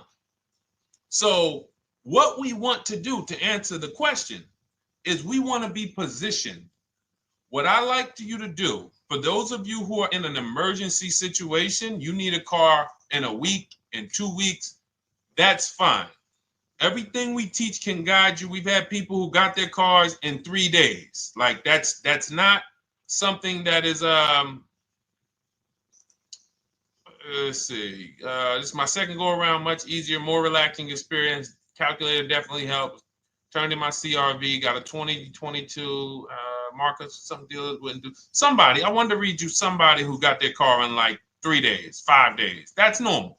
Again, like I said, we're not taking you to car college here. Like you know, our step-by-step programs can get you to your cars in less than a week, 90 minutes. But you don't want all your car shopping to be emergencies, because here's where you want to be. You want to be able to say no for up to 3 months. Reason is, there's a group of people that walk into the dealerships. They're there right now. They're desperate. They're giving off desperate energy. They can't say no. They back themselves into a corner for whatever reason. If their leases are up, maybe they don't know you can get an extension. If your lease is up this month, you can call. You can get yourself an extension for 1 month. Some leases will be extended up to 3 months, up to 6 months. Those of you who have cars and you're like, Deshone, I'm shopping for a new car, but I don't need it. I just, my car still got some life to it, but, I want to look for something new. This is a position of power to be in. This is where you want to be. You want to be able to say to yourself, all right, let me look at the offers this month in May. All right, I'm going to follow up next month because the offers change. The used car market changes. The lease prices change. The dealer desperation, it changes. I'm not letting tariffs push me into doing something and making a bad deal. I'm not doing it. I'm not worried about tariffs coming, because there's going to be deals no matter what. If the prices of the new cars go up, what happens to the prices of our used cars that we're going to be selling? See, that's how we really won during COVID. Some people who've been with me since 2021, that's how we were winning. My man John Shaw, he was one of the first people. David Isaacs came in, got his BMW. Yes, the lease prices were slightly higher back then. We were still getting under 1.5. We were still getting 1.4. John got a 1.2 on a Jeep Wrangler, but we were selling our old cars for 8, 10, 12 grand more than they would be worth today. So even if the new car market goes up, we know how to maximize the prices of the cars we're getting rid of, and we're going to offset it. So we want to position ourselves to be able to say no. That is the strength. That's the leverage where we can say, you know what? All right, I'm going to follow up next month. Now we're telling the dealers right up front, hey, call me. I'm good between now and June 18th. I'm good between now and July 20th. So now what those dealers say is, okay, this is a serious customer. By the way, we have all this in templates. In my book, you fill out the template, you fill in, here's the day you can buy a car. This is your deadline. When we blast it out, these are things you can call dealers and you can tell them, hey, I'm good between now and anytime before the summer. Call me if you get a black one with the red seats and this package in it. If you want to call around, you want to do it that way, you could do that. But what you're letting them know is, call me when you want to make a deal. I can make a deal today. Let me see the numbers today. Great. All right. If sometimes you'll see that a car is a little bit out of the range we want it to be in, you might say, man, I'm looking for it to be around, 505. This thing's coming in about 550. Okay, maybe I'll check next month, see if the program gets better.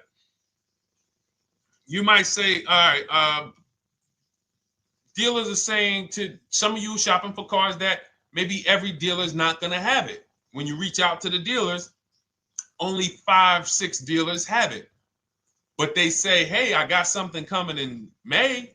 I got something coming end of May, June. Is that good for you? See, they're desperate customers. They can't say yes to that because they back themselves into a corner. But you guys now operating with a 90-day shopping cycle. If a deal comes today, I'm jumping on it. But if you got something coming next month, I'm jumping on that. Call me when you're desperate. Call me when y'all have that meeting. Hey guys, we're way behind. Listen, we need a deal. I'll take any deal right now. Hey, is that person that Sheila McCauley, you know, that last month, her number, we couldn't make that deal last month. Did she get a call yet? Hey Sheila, did you get a call yet? No, I'm still waiting. Okay, great. We can get to your number now. Perfect. Thank you. Positioned. So we want you to be positioned when you use what we teach, whether it's the Cars from Home digital book, whether it's the Shop with Deshone. For those of you who are like, Deshone, let's do this together. I want the checklist videos. I want coaching. I want to be able to pop into the Facebook group, ask around. We can't give you that for $24. No author can give you the support. I got tons of books. There to Be a Man, In His Steps, Tony Robbins' book. None of these authors can give me support for the price I paid for their book. That just can't happen. But some of you are like, you know what? This is a big investment. I want to make sure I have a access to, you know, systems for life. That's the Shop with Deshone done for you video checklist. And then you got coaching direct with me in our Zoom calls every first and third Wednesday. Twice a month we do. And then we got our private Facebook group with 1,600 people. And then some of them are sharp as me. I'm telling you, let's look at, you know, y'all know I brag about Rosalie. If you like Rosalie, if girl got 4 cars in within a year, you know. Her first car was the Infinity. She got her Infinity truck.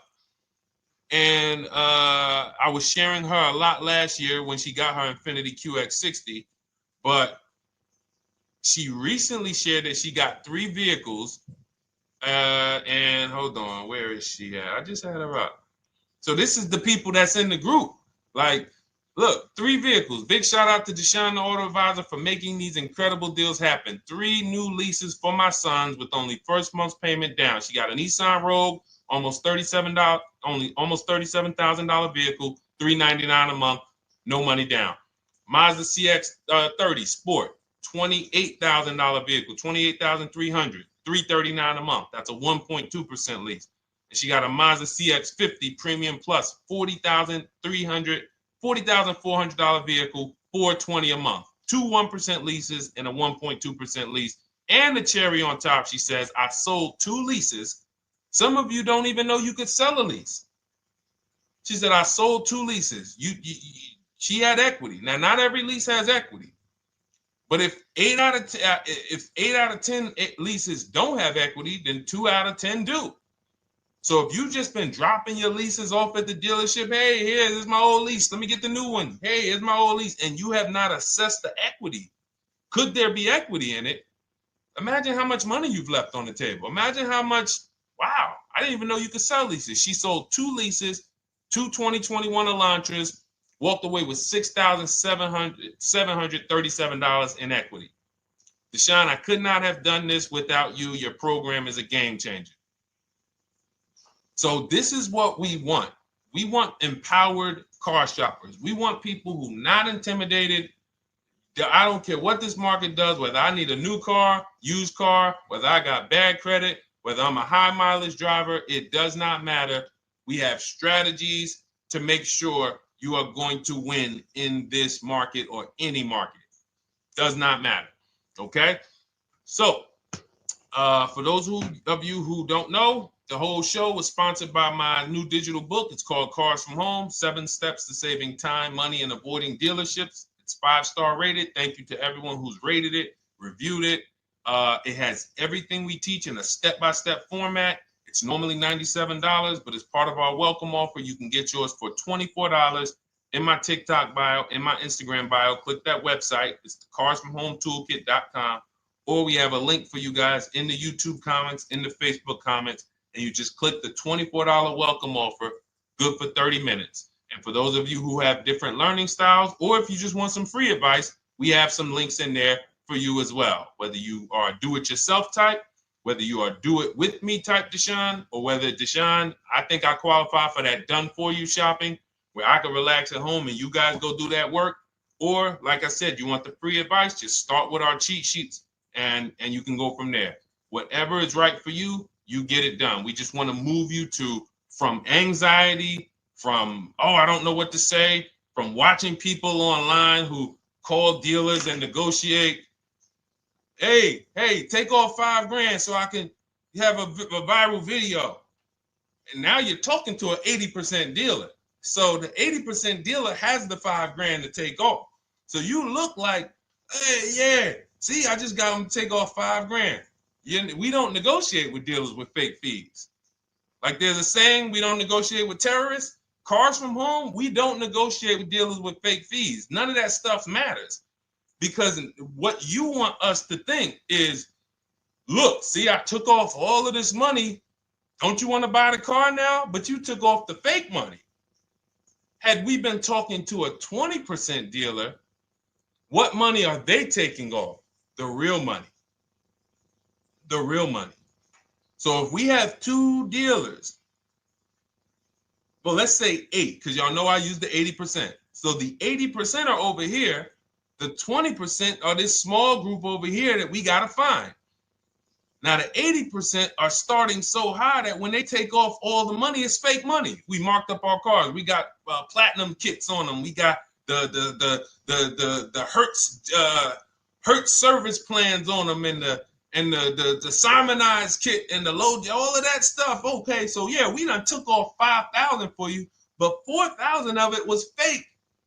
Meanwhile, this 20%, they don't have the fake.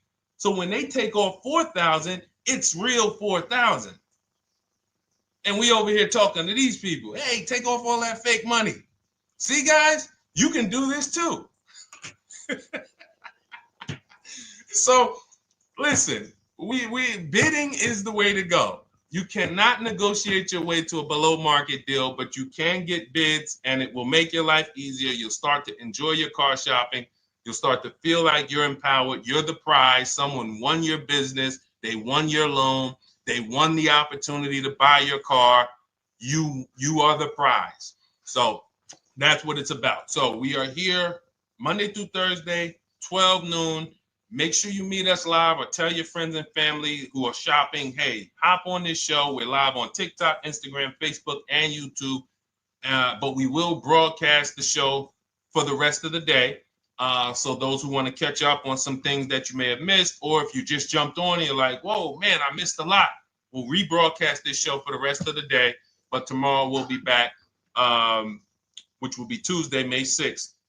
12 noon, meet us here live. Thank you so much. Welcome to the new followers. Thank you to everyone who gave me gifts. Thank you to everyone who bought a book. Thank you for those of you who are in Shop with Deshone. I look forward to your success stories. Always a pleasure.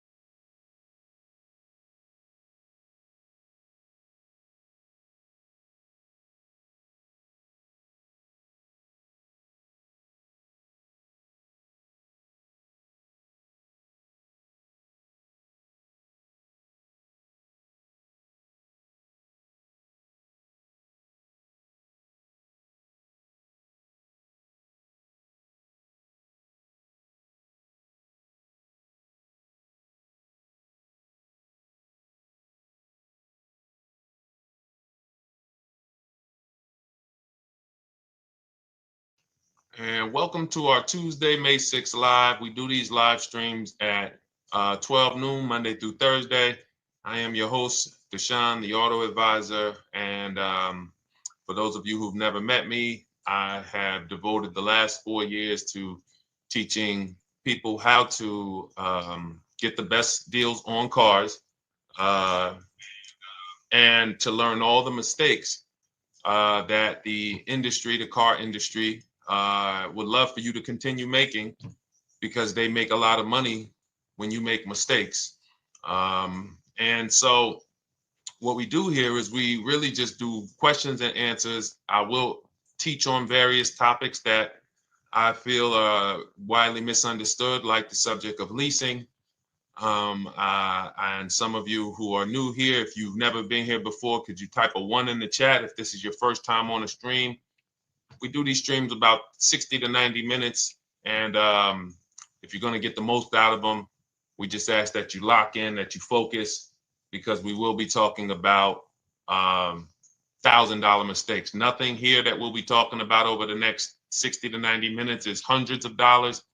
You know, I'm not looking to, have you spend some time with me on a Tuesday to talk about how to save hundreds of dollars. No offense, I'm sure that's important to some people, but we are here to talk about things that are affecting your bank account by the thousands every year. And so if you got some time, I would love for you to hit the like button, like wherever you are, and let's just tap in. You can start to type your questions. This whole stream is sponsored by my new digital book. It's called Cars from Home, 7 Steps to Saving Time, Money, and Avoiding Dealerships. It's a digital book. It's 5-star rated. Thank you to everyone who's rated the book and reviewed it. And it's normally $97, but for the next 30 minutes while you're watching, you can grab your copy for 75% off. That's our welcome offer. We always like to reward people for taking action. So you can get your copy for $24 instead of $97. And you can just head to my TikTok bio. You won't leave the show, my Instagram bio, the Facebook comments, or the YouTube comments, and use that link to get your welcome offer, and you'll have everything we teach. So as we go through this for the next 60 to 90 minutes, if you're like, whoa, Deshone, this is a lot. Wow, this is a lot. You can grab the book and make sure you have everything that I teach and everything in a step-by-step format. Okay? So I have my man Dolan moderating. Good afternoon. Thank you, Johnny Miller. Good to see you, Lil G. Again, guys, we are live. This is our Tuesday, May 6th live. We're live every Monday through Thursday at 12 noon. But we do rebroadcast these throughout the day. For those who cannot make them, you can watch the rebroadcast, or if you got to go back to work, we'll be rebroadcasting it for the rest of the day until our show tomorrow. All right, so let's start with the questions. You can feel free to get into it. Okay, do you have to get the extended warranty? This is a great question. This is car specific. A Honda, Acura, Toyota, in most cases, have always had low cost of maintenance and their parts are inexpensive.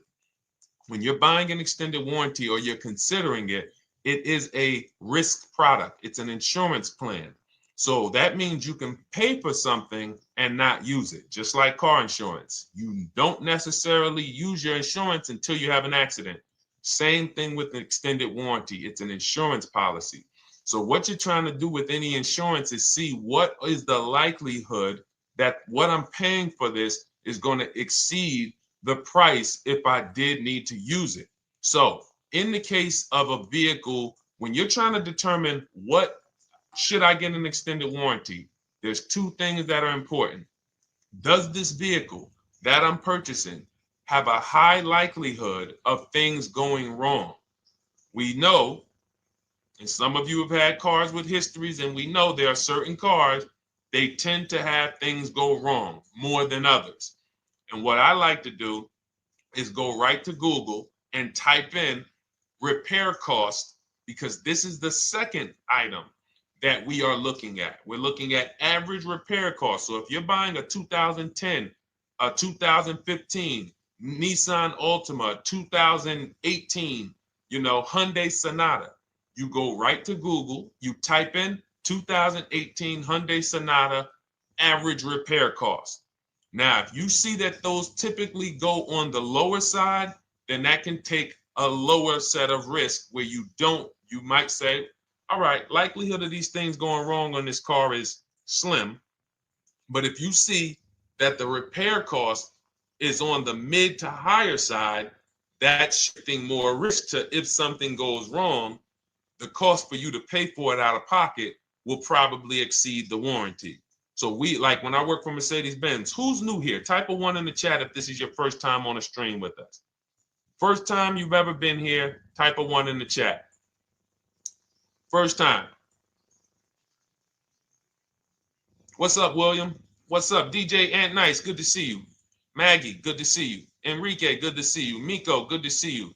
Tetra Washington, good to see you. Jan, good to see you. Claire Clairvoyant, good name. First time, if this is your first time, just type ones in the chat so I know. I don't want to assume anyone knows who the heck I am and what my experience is. Daniel Thompson on Facebook, great to see you. So I worked for Mercedes-Benz for 5 years, General Motors for 5 years, and I ran my own brokerage, my new car brokerage, called Cars from Home. I started it in 2016. Now, when I worked for Mercedes, when people were purchasing a Mercedes, what I would tell them is buy as much warranty as you can afford.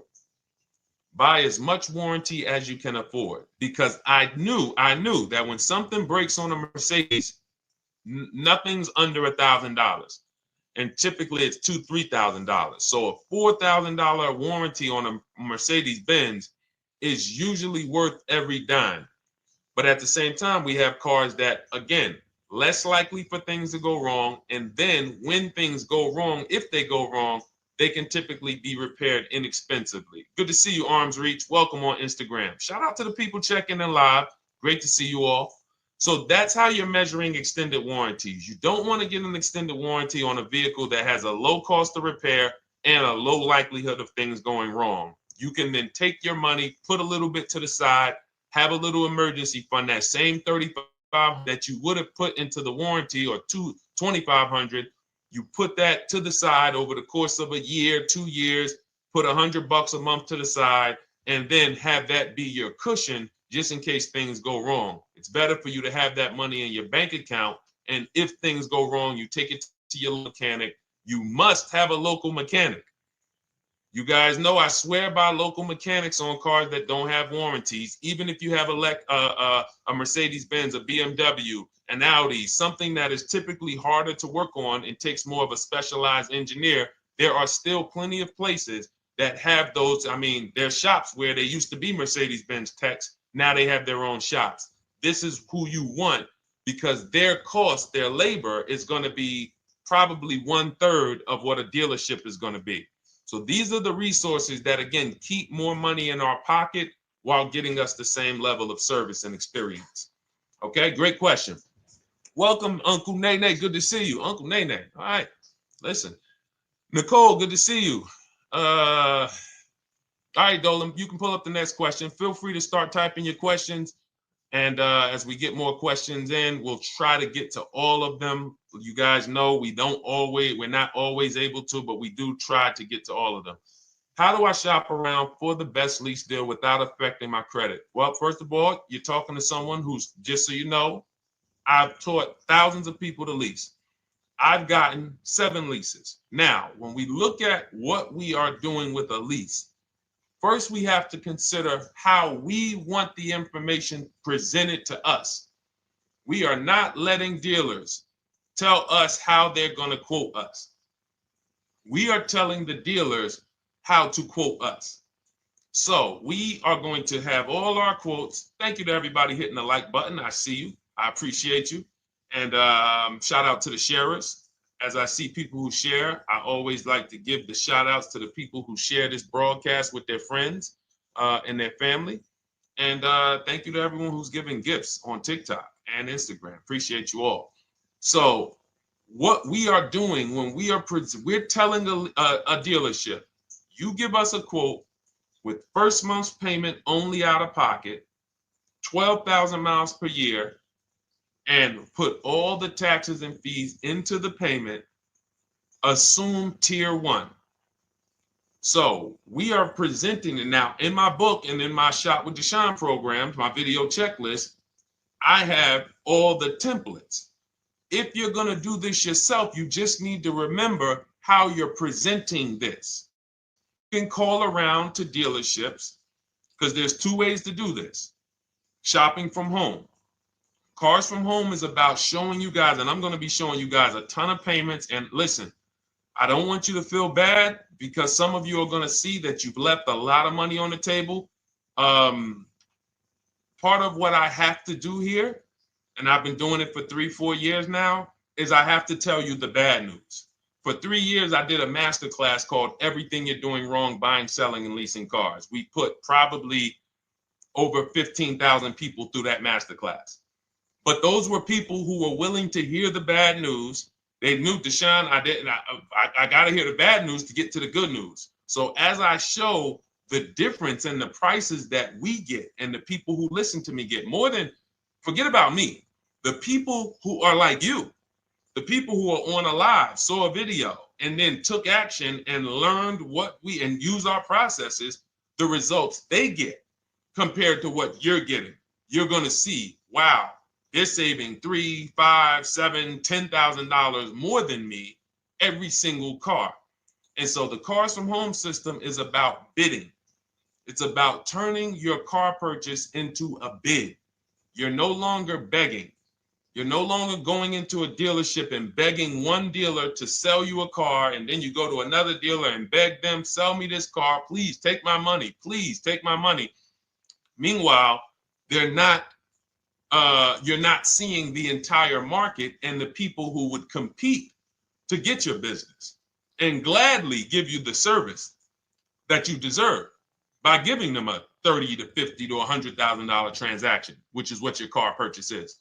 So now so the big thing to understand right off the top is, now I need to learn this bidding. I need to learn to get multiple offers. So you can do this by phone. You want to do this by phone, you can call around, but you must give them that information in order for you to compare the deals the right way. Lynette, good to see you. Christina, good to see you. Melvin, good to see you checking in. Rudolph, I see you. Once you actually give them that information, 12,000 miles per year, first month's payment only, due at signing, taxes and fees in the payment, assume tier one. I want the tier one offer. Even if you think I not qualify. Now, if you got a credit score above 670, all your FICO scores, most of you will qualify for most tier one leases. So you want to see, what does this look like as I get my offers? Once you get your offers in this format, you can use the 1% rule as the gauge. The 1% rule is been around for more than 20 years.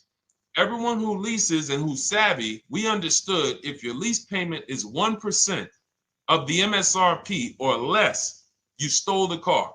That includes taxes, that includes fees. You're still in the car. So example, we're looking at a $30,000 car, Hyundai Sonata or a Hyundai Elantra, $30,000 car. When we shop all our offers, if that lease payment is $300 per month, with only $300 due at signing. In other words, I show up, here's $300. Good to see you, GDTV. Thank you for checking in on YouTube. Once I give you that $300, that's my payment for the next 35 months.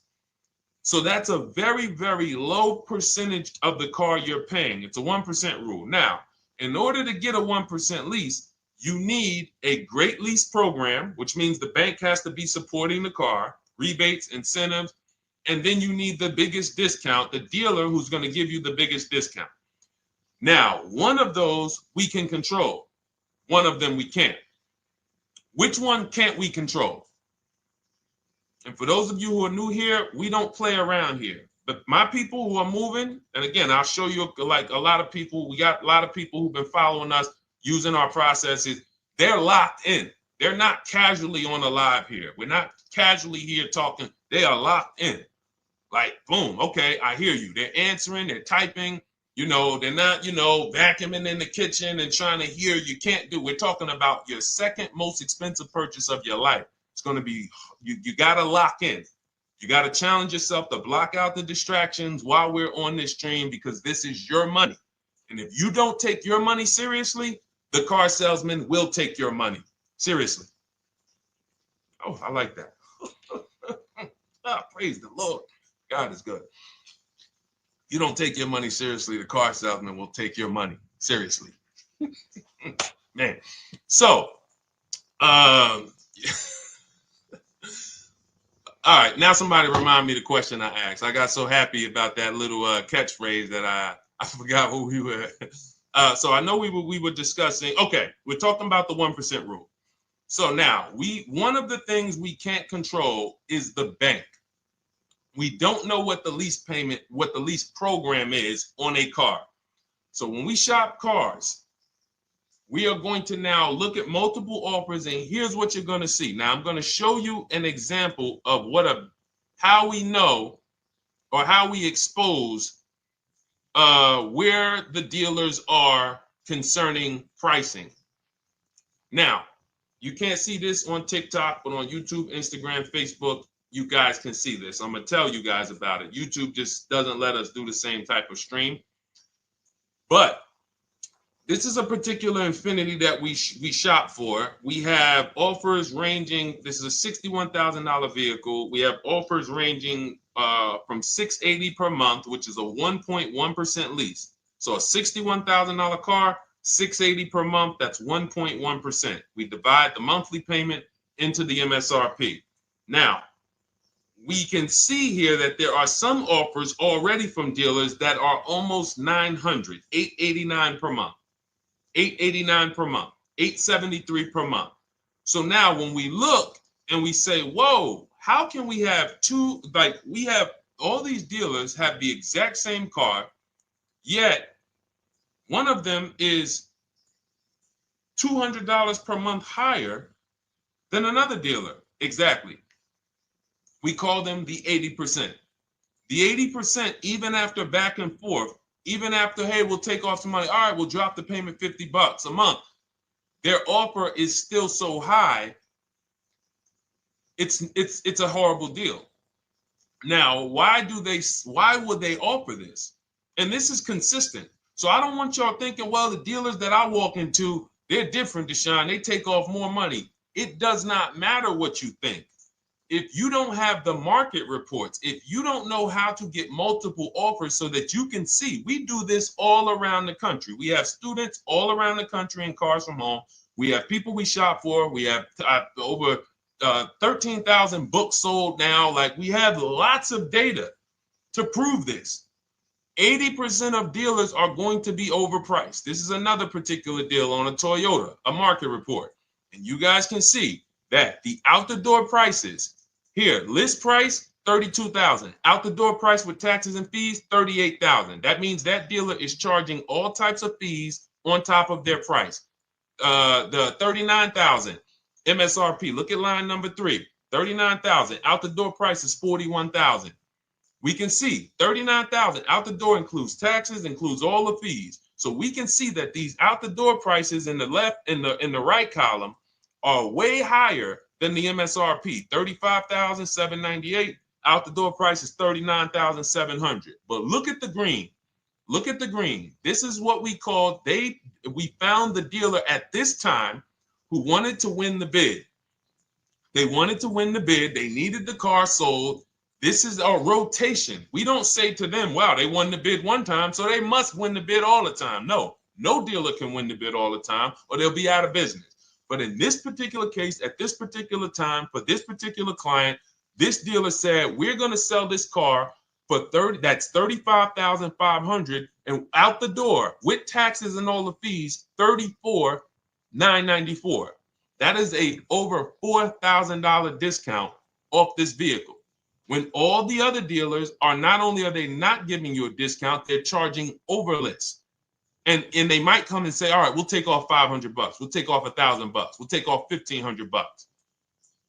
They might start so high with you guys that you think, wow, they started up here and I talked them down. They took off $3,000 from me, but they already were $3,000 in fake fees, protection plans, and all of this padding, dealer adjustments, which is fake fees.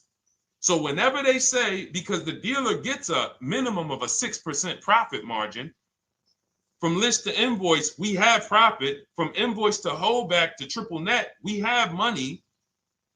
That's all the profit margin. On top of that, when we add a dealer adjustment, what we're saying is we're going to sell this car to someone who does not have the skills to find our competition. And they're going to come in, and if we got to take off $2,000 to make them think they won, this is what we're going to do. But what we do here, what people like Brian is going to do, look, just finalize my first ever lease using your system, 2025 Honda HRV, $30,000 vehicle, $395 a month payment. no money down. His initial quote was $434. He ended up using our calculator, which we have in our book and in our program. If we put all our offers into that calculator, it tells us what to counter. He gets that offer for $395. That's his deal. We look at somebody like Wendell.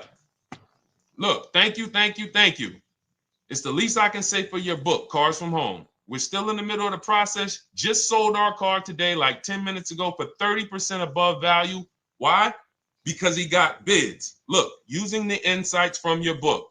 I've read the book multiple times and told many people about it because it's that good. It's so intuitive and insightful. We'll be moving to the next step soon, and I'll write again. So now you heard him say we're moving to the next step soon. Step 2 in my book is the equity assessment. That's when we get bids for the car we have. We get bids. You're going to go to, listen, you should never be trading your cars in. Let me ask you all a question. Do we get the most money for you name me one thing that we get the most money for that thing trading it. Name me one thing. If I had this iPhone, do I get more money trading that iPhone in for another phone, or do I get more money listing it online and selling it to whoever will pay the most? Trading or selling? Let's go. Who's locked in? Tax advantages are very small. I understand you, Ronald, but the tax advantages, we have people that are selling their cars to cash buyers for $3 to $5 grand more than what they can get on trade. A tax advantage for the difference is not, it's minimal. Exactly. Thank you, King Carter. You listed. So the money is in the bids and the competition. So going back to this person who asked the question, how do I get the best deal on a lease? It's going to be through multiple offers. That's my 2 favorite words. I would wear them on a shirt if I didn't wear unlearn, relearn. Because more than multiple offers, I need you to unlearn. Because the people who come with bad information from years, Deshone, this is not how my uncle taught me to buy cars. Deshone, this is not how I ever heard about getting cars. I was always taught just go in and just don't tell them about your trade and then ask to see the invoice and all of this stuff. That's what I was taught. Yeah, but you're not going to get the prices we're getting until you unlearn all of that bad information. Bidding is how we buy everything. When we go into the supermarket to get spaghetti sauce, all of those companies are bidding. They're bidding. Hey, listen, we'll sell you this for $3.99. Hey, we'll sell you this for $5.29. But we got a better product. We got quality. Look at us. Look, it's all bids. Everyone who wants to sell us something is competing, except car dealers. Y'all notice that? So the mindset that y'all got to have if y'all want to really win and save all of this money and get these huge discounts is I'm going to start purchasing and leasing cars like I buy other things. It's going to be a competition. And I promise you, your whole life is going to change. Your entire car buying experience will change forever. You will be sitting here just like my man Ken, graduated, $585 a month payment, no money down on his Nissan Murano Platinum, $50,000 vehicle. He's paying $585, no money down. $50,000 vehicle. How much would a $50,000 vehicle cost us on a loan if he purchased it? How much would a $50,000? Some of you know every $5,000 is how much per month. Let me see who's locked in. Who's locked in? Every $5,000 is how much per month on a loan. I see you, Daniel Thompson. Check in. Good to see you, Dane. Thank you for breaking it down with complete truth. Keeping eyes wide open to know what to exactly expect. There you go, Dane. Welcome. Glad to have you here. We do not play around when it comes to this. All I want you doing is winning with cars, in love with your deals every time you get a car. All right, nobody knows the 5,000. How much is every $5,000 on a car payment? Come on, y'all. These are principles we've been teaching. Thank you, Daniel. $100. Thank you. $100.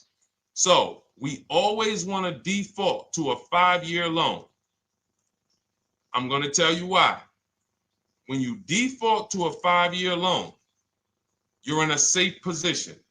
Now, defaulting to a 5-year loan means when I look at a $20,000 car, I'm thinking $400 per month.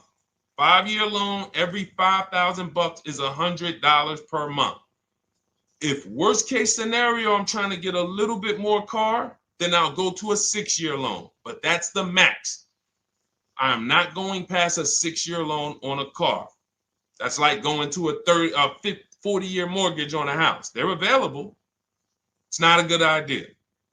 So when we look at these, you say to yourself, wow, a $50,000 car, that should cost him, if he did no, remember, this is a no money down deal. We're just looking at how much money we're putting in these cars. That car would cost him about $1,000 a month if he purchased it, 5-year loan, no money down. Which is why when people purchase their cars, what do they typically do? Come up with a ton of money, 10 grand, 15 grand, 20 grand, because they're going to pay into that car to try to lower that payment, because that payment. But some of us who don't have the down payment, we're financing most or all of the car. But here's the thing. I don't want you to feel bad if you're one of those people who like Deshone. I really don't be having those down payments of 10 grand, 15 grand, but I want to drive something quality. Exactly, I hear you. Here's the bad part about the people who are putting 15 grand down on their cars, but they're breaking the 8-year rule. This is what we call in Cars from Home and everything I teach. The most important question is how many years are you going to keep this next car? If it's not 8, then we don't purchase those cars, because here's what happens with people who go into their bank account, slap $15,000 down in a car, and don't keep the cars 8 years. And if anybody's willing to be honest, they will confirm this right here on the stream. When they go to replace that car in 3 years or 4 years, they literally have a little bit of equity. Maybe they're just breaking even. They're not getting that 15 grand back. It's gone. It's gone. Anyone who puts 10 grand down on a car and then comes back in 3 years, 4 years, all right, I had the car 4 years, 5, listen, I'm going to switch this thing up. They still have a payment. They are barely breaking even. Meanwhile, their payment was 400 or 500, almost double what it would have been if they leased a car, got a below market lease, and they drove a car, no warranty after 3 years. They're driving an inferior product. So if it sounds like I'm here to destroy people from purchasing who are not keeping their cars long term, that is the goal. Because as long as you are buying cars that you're not keeping 8 years, and you buy them, you turn around and you replace them, you are going to continue to spend way more money than people getting below market leases like Ken and like a lot of other people I'm going to show you on the stream. Lots of other people. Look, dealer American Senior Benefits Plan. He's enrolled with us under his company name. Dealer MSRP on this car was $36,300. 2025 Kia Sport X line. MSR boom 561. Monthly payment is $400. Use the system back and forth. Got $400 a month on a 2025 $36,000 car. Once we put our taxes and fees in that would be a $700+ payment. $700 payment. He's paying $400. And y'all wonder why people are losing cars. $300 more per month to drive the same car? It's ridiculous. Imagine somebody like you, when you learn, now you're pulling up. I'm going to tell y'all one more story, and then we'll go into some more questions, because you might not remember what I'm saying. So those of you who have the book, you got this for the rest of your life. But you will remember, hopefully, a story. I'll tell you about my neighbor. So my neighbor finds out that I'm into this car business and that I educate. And he said, hey, Deshone, I was watching some of your videos, and I come across this 8-year rule that you teach. And his wife had actually had a Kia Telluride. Popular vehicles, probably been one of the most popular SUVs, that the Palisade, since 2007, 2019. Super popular vehicles. People were charging $5,000 over sticker for them during the pandemic. People were paying it. We were getting them at discounts. Now, his wife totals the truck. She has an accident, totals the truck. She's fine. Truck is totaled. He was financing it. He said, Deshone, I see this 8-year rule thing, man, and I don't keep my cars 8 years. I said, okay. He said, so I'm thinking I should, like, you're saying I should be shopping for a lease on my next one. I said, exactly. I said, make sure you get multiple offers, because if you just walk in and say, hey, work me up a lease, they'll give you the same payment you had on the purchase. And then they'll tell you something ridiculous that they want you to believe, like, hey, the lease is the same price as the purchase, so you might as well just purchase it. And people believe this stuff. Now, I said, you get multiple offers, stay at home. He calls me, he says, Deshone, I got the new version of the Telluride, new. I'm paying $479 a month. He's $497, and then he said, I think he put down like $1,000, bring it down to $479. $497. He was just paying $800. Do you think anyone can tell him anything about leasing? He's pulling up in the same exact truck. In fact, the newer version. He knows he wasn't going to keep the car long term anyway. He's not going to pay it off and then keep the car and have a paid off Kia Telluride for 10 years. That's not what he does. He keeps them 3 years, 5 years, 7 years, and then he replaces them.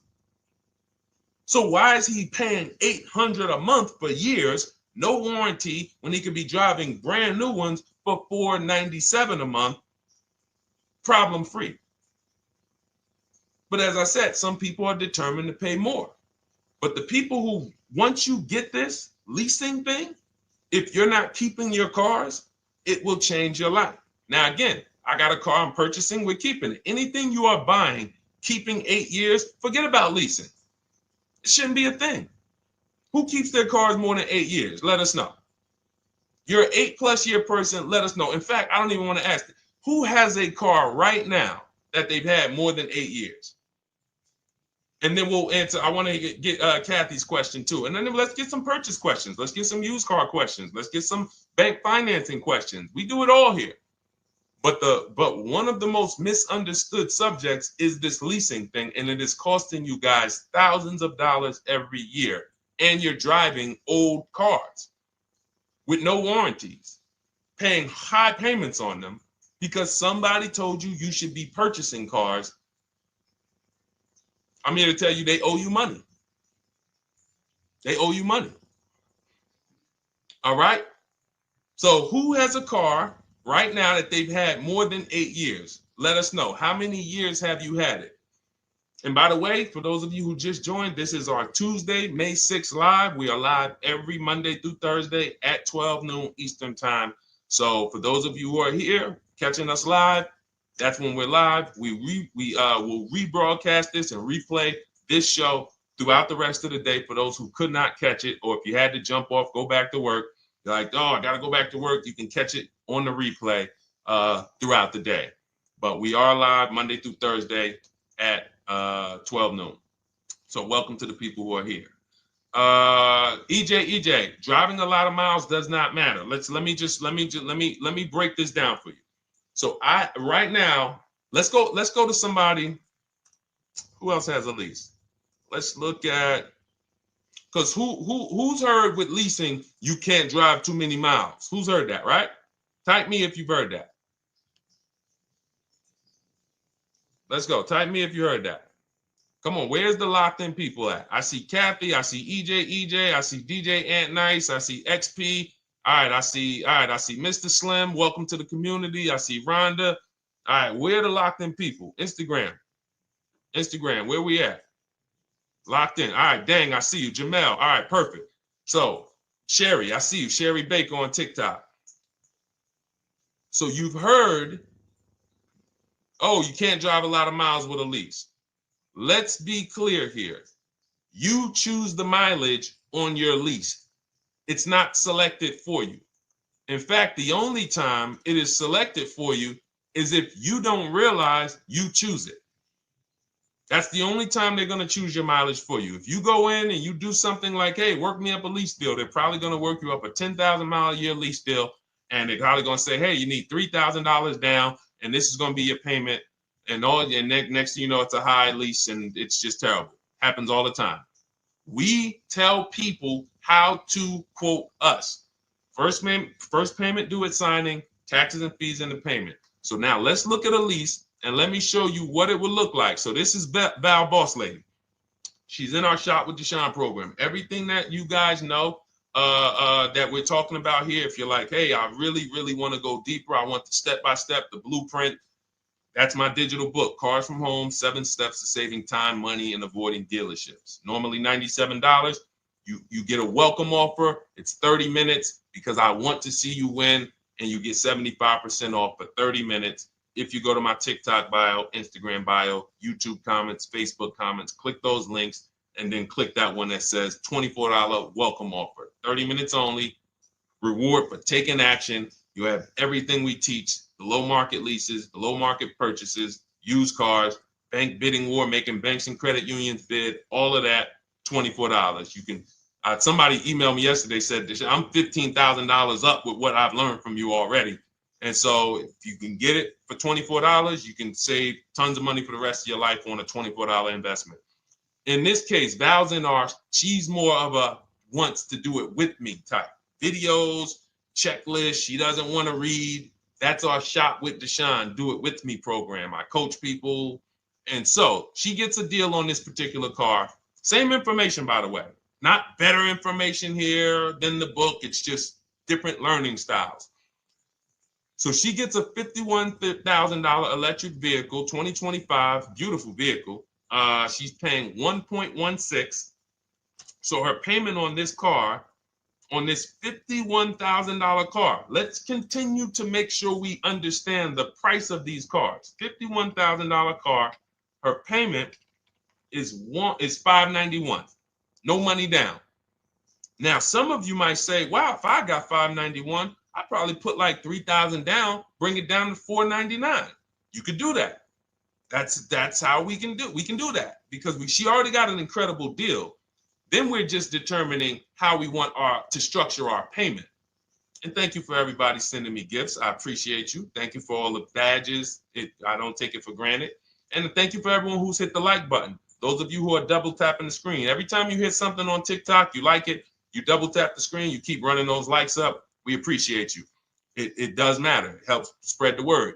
So let's say Val she's a high mileage driver like EJ. Let's say, EJ, how many miles per year do you drive? 20,000, 25,000? Let us know. I'm gonna show you why. In my book, I have 2 strategies for high mileage drivers. I'll tell it to you guys right now. How many miles a year do you drive, EJ? 25,000, 20,000? Those are both high. Let us know. Or if anybody, else, because, anybody else who's a high mileage driver, let us know. How many miles? 26. All right. Thank you, EJ. So let's just round that to 25 for now. Let's just round that to 25. So let's say instead of her $591 payment for a $51,000 car. Now, you could shop for a $30,000 car and you can have a 1% payment. If it was, a similar deal, you'd be paying $300 a month. In her case, she has a $51,000 car. She probably wanted a nice SUV that looks beautiful, that some other people are paying $1,000 a month for. She's paying $591. But if she wanted to bump it up to 15,000 miles a year, she'd be paying another $30 more per month. She'd be paying $620.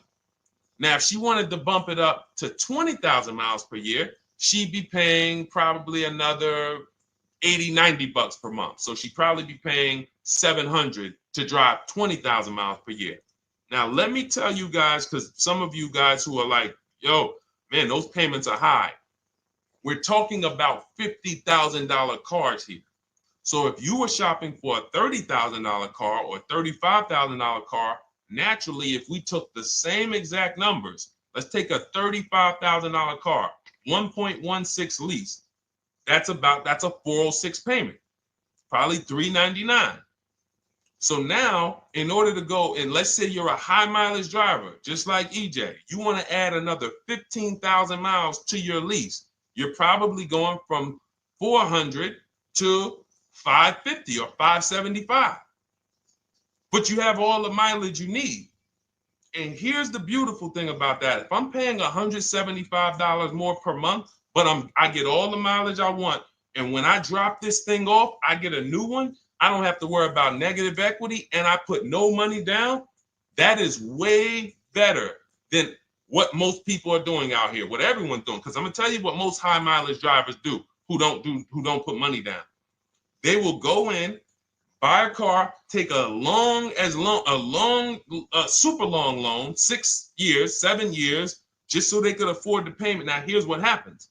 They drive the car, they put 25,000 miles a year on it. They come back in 3 years or 4 years, and they say, wow, I got 100,000 miles on this thing already. Let me go and swap out the car. What situation are they in at that point, guys? You put 100, you got a 6-year loan, average loan.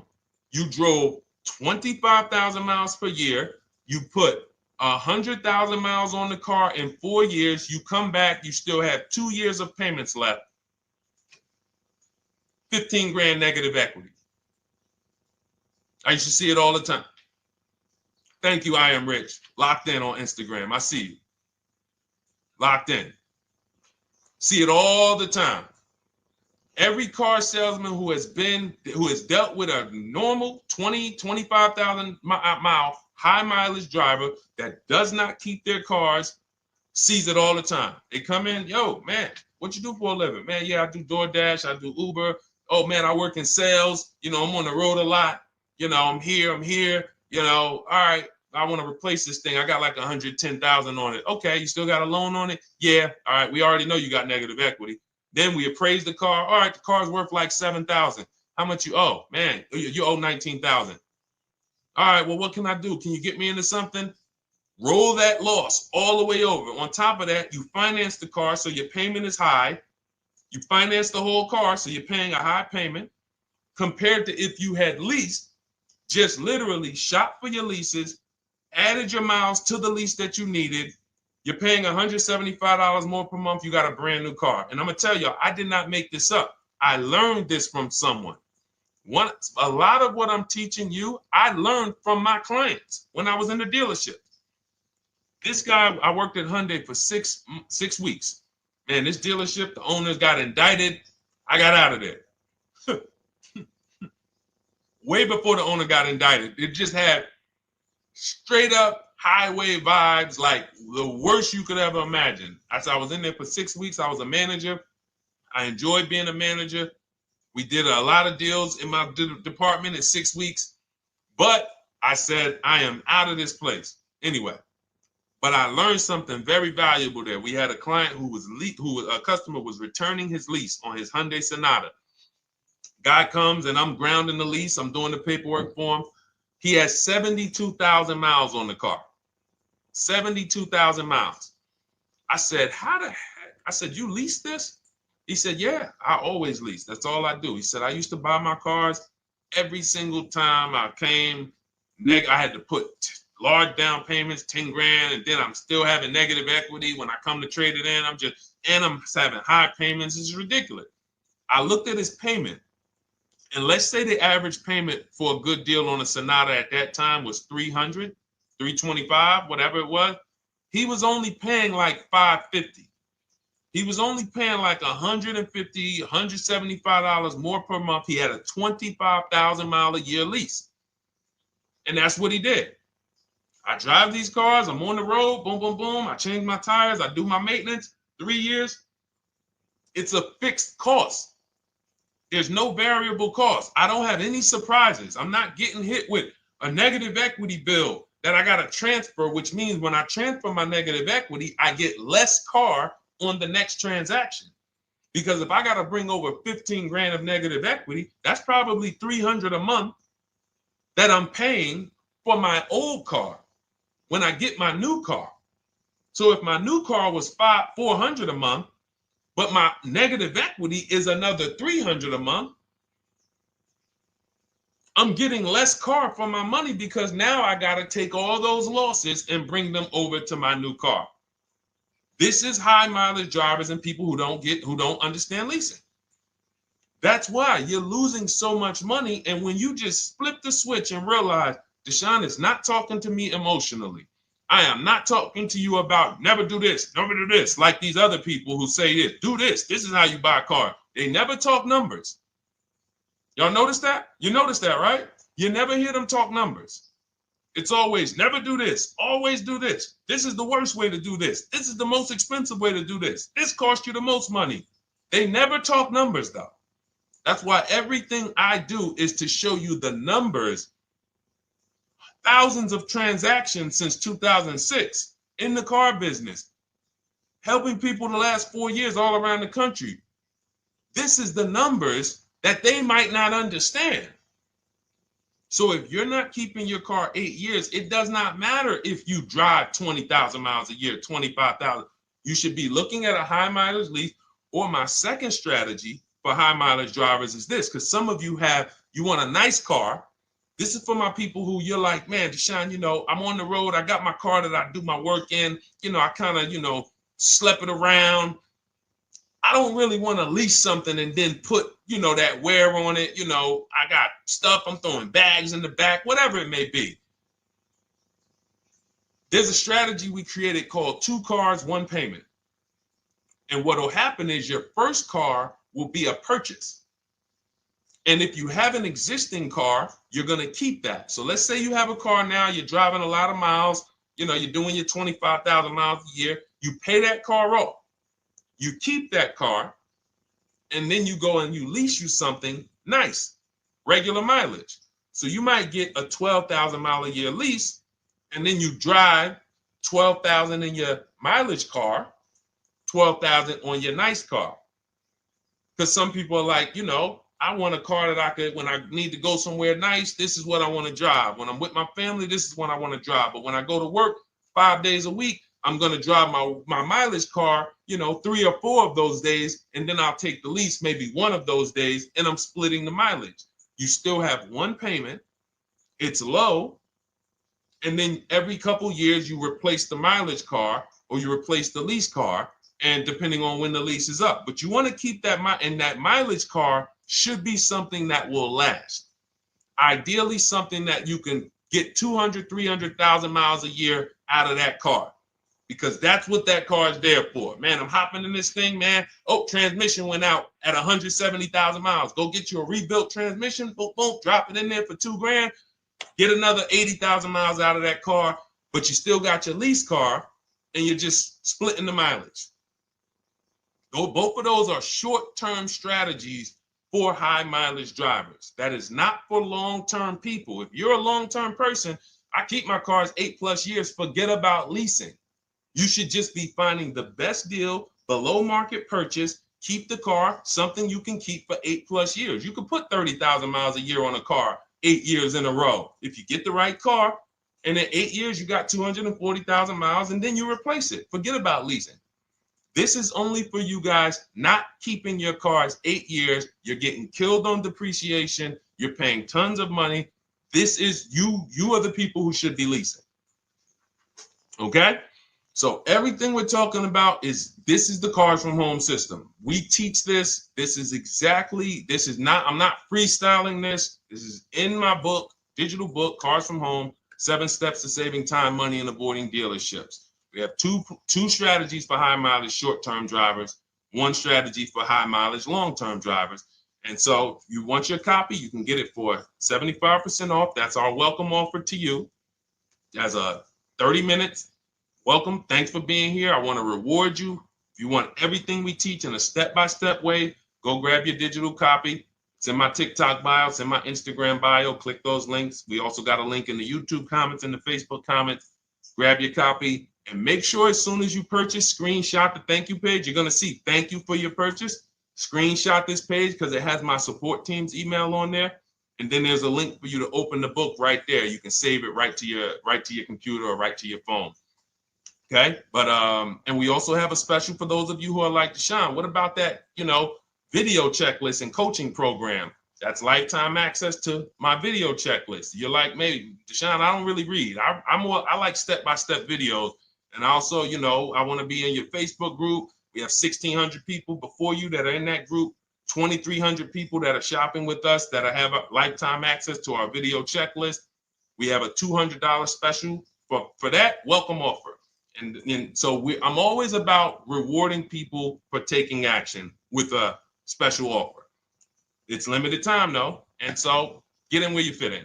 All right, let's keep it going. Thank you, Corey. Said amazing knowledge. Thank you. And I'm glad I saw somebody said that's a great idea with the 2 cars. Thank you. It's a great idea. All right. You've convinced me to lease my next vehicle. Awesome. Awesome. Does your service shop for lease terms on the car? Absolutely. If you qualify for done for you, that means you just want to relax. That means we only shop for new cars and leases for people, new purchases and leases. And you have to have a FICO score over 670. But yes, here is a market report that we prepared for a client. Let me put on do not disturb. Here's a market report we prepared for a client. Okay, so I showed you that that's an affinity. We didn't even finish that. We had just started for this client. But this is, do I have one here? No. Do I have a lease market report here? Yeah, right here. So that's an example of what a Kia, this is a particular Kia lease where their best offer was a 1.27 offer. Now, here's how you know you found the bottom of the market. And again, whether you're using the book or whether you're calling around, again, you can call around to do this. The key is not going into dealerships. You cannot do this going in. Once you get your offers, you know you found the bottom when your best offer is between $150 to $200 less per month than your worst offer. And if you're purchasing, you should see a spread of between $3,000 and $5,000 minimum between your best offer and your worst offer. That's when you know you've shopped correctly. Because until you find the 80% dealers, you have not shopped correctly. If you're like Deshone, these prices still seem close. You have not found, you're talking to the 80%. You haven't found the 20% yet. Because the 20% is going to be that $3,000 to $5,000 less than the 80%. That is just the numbers. That's the way it works. So yes, so when some cars you're going to see that the lease program won't allow for a 1.1% lease. The best offer, like, we've shopped Hyundai Palisades for years. And I got my dad one back in November. And his best offer is like around 1.3, 1.28. That's the best I've ever seen on a Palisade. I've never seen a 1.1 on a Palisade. I've had people in our Charles. Some of you know I posted pictures of him when he got his Palisade last year. We clear out the old pictures because we got a bunch of new people with 2025. So we're not going to sit here and talk about 2024s anymore. We got Ken, we got Melissa, we got Sheree, we got a bunch of new people, just Ralph.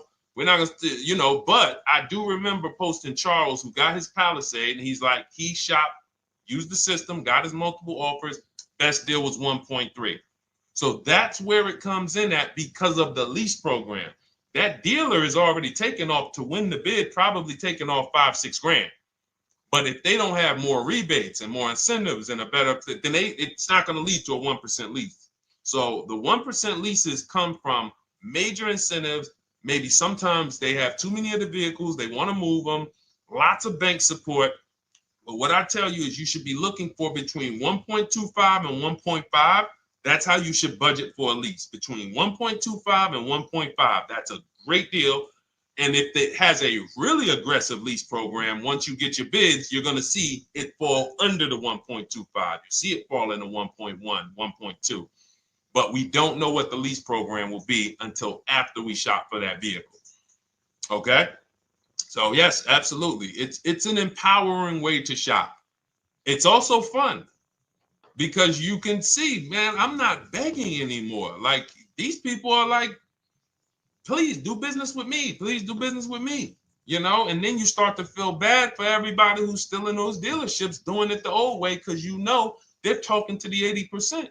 There's no way they can win. They don't even know there is an 80% to realize that's who they're talking to. So when the dealer says, all right, I'll take off $4,000, they're like, wow, I won. Man, the dealer took off $4,000. But if they saw the whole market, they would understand that that dealer actually is overpriced by $7,000, $10,000. So taking off the $4,000 means nothing. It's just sad. It's a sad thing. And that's why I spend my time trying to convert you guys from negotiating one-to-one to getting multiple offers so that you can see for yourself. All right. Thank you, Julie, name Richardson. Thank you for sharing. XP got the number 2 gifted badge. Forgive me because I don't really know what that means, but I just know that's what it's saying. So I appreciate it. Thank you, Corey22. Sherry Baker, thank you so much. Number 1 gifted badge. All right, let's go to some more questions. We got some more questions. Dolan, I'm sure you got a lot of them. And what I'm going to do for the rest of the broadcast is just try to do rapid fire questions and answers. Okay. And if you guys want me to go deeper on any particular subject, then just feel free to say, hey, could you go deeper on that? How do you get a car loan with bad credit? Well, we have a resource. It's not our company. We have nothing to do with them. But we always try to stay up to speed on who's financing people with bad credit, because the goal is you don't want a dealer controlling your financing. Somebody just came up to me. He's a neighbor. He's like, aren't you in the car business? I said, well, yes and no. He's like, well, listen, I got a connect to Acura. Anybody you send me, they get anybody approved, I'll give you $1,000. I said, okay, cool. Thanks for the information. For them to give me $1,000 just for sending the customer, and he's also a middleman, he's not a salesman, how much money are they making on the customers? If they're going to give me $1,000 just for sending someone with bad credit to them, how much are they making on the deal? Arms Reach, congratulations. Just got my book. You use it when, please send me your email testimonial. Well, as you use it, just as you do your equity assess, everything, email me. Congratulations. How much are they making? We can imagine, right?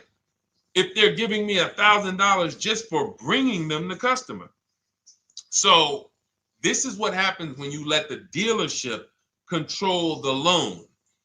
Because why do we separate? All right, I'm going to break something down I call the 3 pillars of great car deals. Three pillars. You can't get a great car deal without maximizing each pillar. And some of y'all that have been with us for 3 years, y'all already know the 3 pillars. First, who you buy your car from. Second, who you get your loan from. Third, who you sell your old car to. That's 3 separate transactions. The car business has trained you guys to give them all 3. All 3. The car business has trained you guys to give them 3 transactions. Anytime you purchase the car, who's done this? Be honest.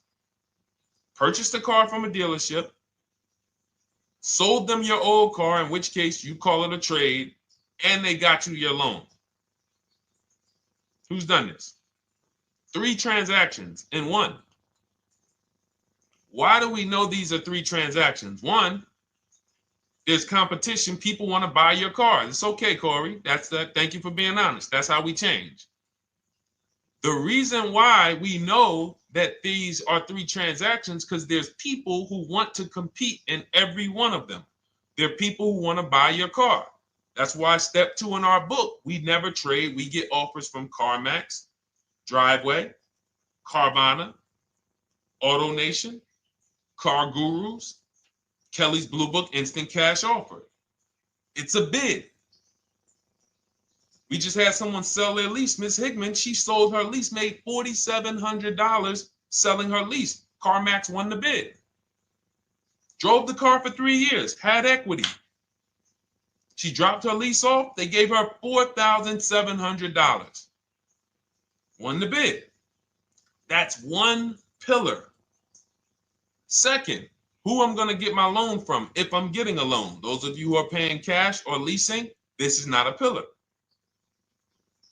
But we need to bid out our loan. We had a great talk yesterday on our show yesterday where I asked, who do you guys get your loans from? Most people said the bank, the credit union, the dealership. One person said the right answer, whoever gives me the best APR. That's the right answer. And then we have who we buy our car from. There's banks and credit unions that want to compete for our loan. There's multiple dealers who want to compete to sell us a car. So we can't get a great deal until we have bid out each pillar. And that's why when we have bad credit, if we let the dealer now control, this dealer has a car. We didn't bid out that car to find out, is it a great price? Now they're also giving me the loan and they're charging me 25%. We didn't bid that out to see, is that the best loan I could get, even with my bad credit? Is that the best loan I can get? So the key, what you want to do first, if you have bad credit, is I'm online looking for anyone who will finance me with bad credit separate from the dealer. I'm not going to Carvana.com and saying, hey, you can get a car with us you can get a loan with us as long as you buy a car from us. You're mixing the transactions. You're taking away my ability to get bids. I'm finding someone you should check out. There's a resource. Oh my goodness, what's the name of the company? It's in my book, but I want to give it to you. Goodness, it's slipping my mind right now. Send me an email or DM, because here's the thing. If you use just that part and get the loan funded, but you don't know how to bid out everything else and structure your transactions, and are you keeping the car 8 years? Because if you're not keeping the car 8 years and you're like, Deshone, I hear you talking about leasing. I'm not keeping my car 8 years, but my credit's not good. The only purpose, if you telling me that I could be driving brand new cars for cents on the dollar, but I don't qualify right now, this car that I'm going to get is to set me up. So I'm not going to get a $30,000 car. I'm going to get me a $12,000 car, $10,000 car, the cheapest car I can get a loan on, so I can establish a payment history. And once I establish a 2-year payment history, yeah, I'm going to drive a car less than what I could drive. I got the money. I could afford more than this. But you're not setting yourself up for the right transaction. You should be setting yourself up and saying, all right, I'm going to sacrifice with this car, drive something that I know this is not my ideal car, but I'm going to build 2 years of payment history. So when I go and I swap into my lease in 2 years, I'm out with a brand new car. I'm paying cents on the dollar, and I won. But it was a plan. It was a long-term plan. This is the second most expensive purchase of your life. You can win every single time, or you can lose and set yourself and your family back 5 to 10 grand each car or more. Every time you get a car, it's 5 to 10 grand more you're coming out of your family's bank account than what could have. Then you got the car breaking down. Now you got tow trucks, all because you don't have an actual plan you're rolling out. And that's what I see a lot of people do with bad credit. Oh man, I got bad credit. I'm just going to go and get me something. I could afford $600 a month. And they go and buy the most expensive car. But because 25% interest is on the loan, they're not getting the most car for their money. Now, 3 years down the road, they're going to pay the high payment, still have negative equity because the interest is so high. And then they go and swap and do it again. And because the payment's so high and the car is older, because they want something fancy, but they really can't get that because, again, the interest is high. That's eating into their budget. Now they're going 3 years down the road. They missed 3 payments. They were late 3 times, so they're no closer to leasing. Credit's still bad. This is disaster. So if you're a long-term person, I break it down for you guys into two groups of people: long-term, short-term. Long-term high mileage driver, short-term high mileage driver, different plan. Long-term bad credit person, short-term bad credit person, different plan. If I'm a long-term person with bad credit, here's what I'm doing: finding the absolute best car I could find, getting bids, either new cars or used cars. We got the strategies for both. You can use the marketplaces, cars.com, Car Auto Trader. We got a whole strategy for how we find used cars, but you find that car, you pay your loan of 20%, 19%, 18%, if that's the best you can get. Because here's what you're going to do. In 2 years, you're not swapping into a lease. In 2 years, you've established a payment history, you fixed your credit, and now what are we going to do? You got a quality car. You're not thinking about trading it. You're not thinking about replacing it. You're like, man, this is my car. It's a great car. I'm just paying daggone 20% interest. What do I do now after 2 years? Now that my credit is good because I got a quality car, dependable car, I'm focused on fixing my credit over 2 years. What am I going to do after 2 years? Anybody?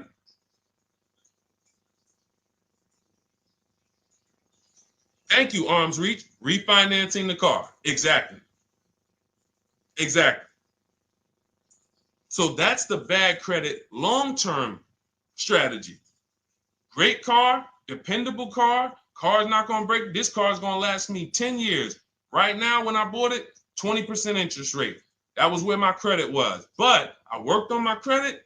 Boom. I'm a 690 now. I'm a 720 now. I'm refinancing that into a short-term, into a shorter-term loan, and I won.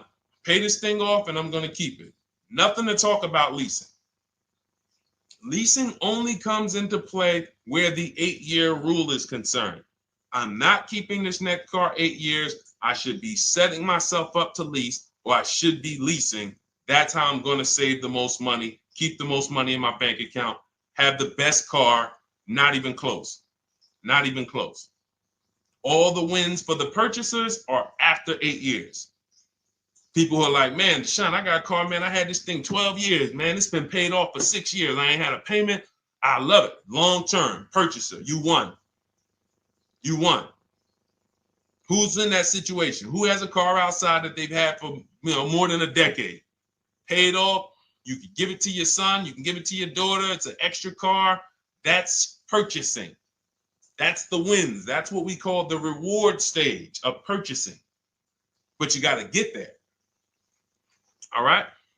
All right. Let's go. A lot more questions. We got probably another 20 minutes. We'll stay on. So let's keep it moving. But again, Lynn Buzz. That's the company. Lend, LEND, BUZZ. They started, I started seeing them about 18 months, 2 years ago, and they were loaning to people with, international students, people who didn't have credit. You want to try to find a place that will fund you independent of the dealership. That is what your goal is at all times. Independent of the dealership. Here, you qualify based on your income and your credit. You qualify for $18,000. Go find a car now. That is what you want. You don't want people mixing the bank loan with the car and two pillars that they are controlling. We're controlling the price of this car. We're controlling your interest rate. We don't want that. Yep, exactly, Cindy. For those who just joined, this is our Tuesday, May 6th live. We do these lives Monday through Thursday at 12 noon, so you can tell your friends, family. We wanted to now come up with a constant and consistent time where I can meet with you guys. If you don't have, if you can't stay the whole broadcast, we will replay these throughout the day because sometimes people got to jet back to work. They're watching us on the lunch break. You can catch up on the whole rest of the show throughout the day, all the way up until tomorrow, and then over the weekend, we'll play a whole compilation of all the shows for people who really want to dig in and hear all the questions that we answered throughout the week on, Monday through Thursday. But if you want to join us live, set your calendar, set an alarm, meet us on any channel. We're on TikTok, Instagram, Facebook, and YouTube on the Deshone the Auto Advisor channels, 12 noon, Monday through Thursday. All right. Let's go. Next question, Dolan. All right. What are your thoughts on purchasing used versus new? It's a great question, Kathy. For me, it's a matter of budget and values. It's only a matter of values if you can afford both.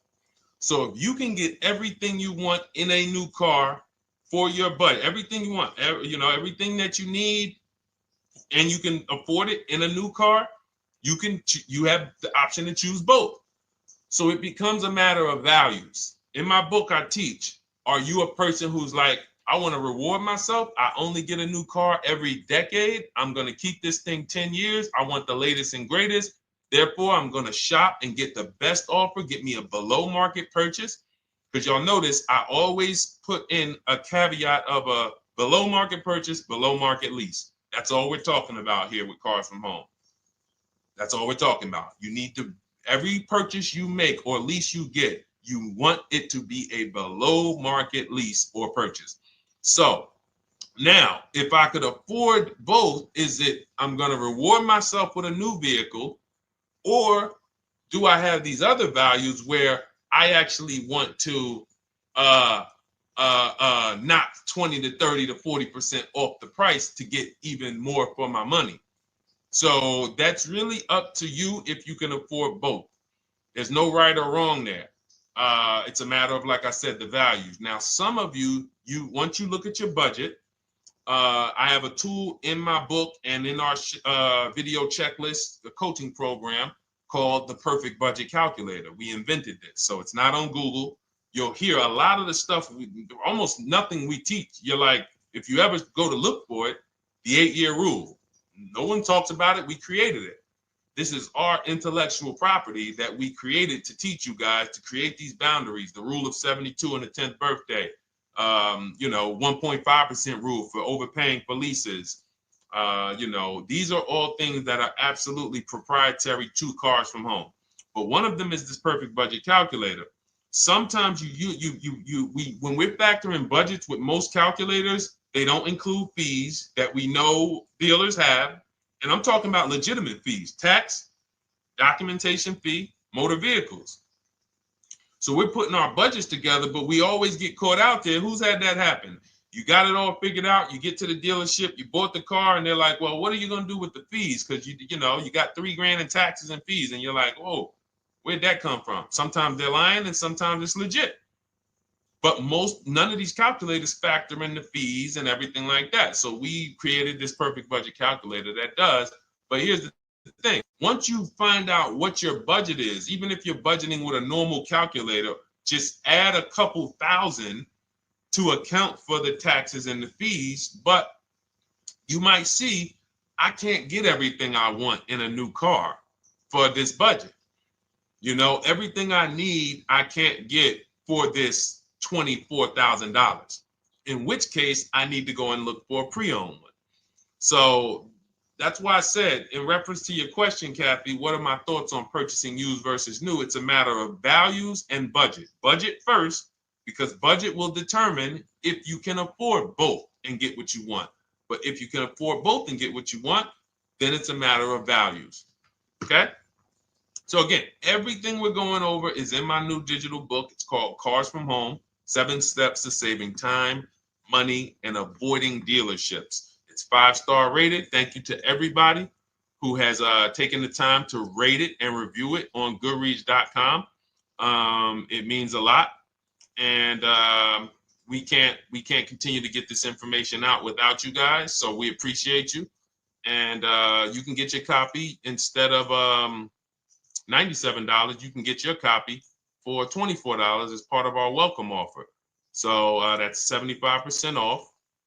If you go to my link in my TikTok bio, Instagram bio, the YouTube comments, and the Facebook comments, we have a link there for you guys.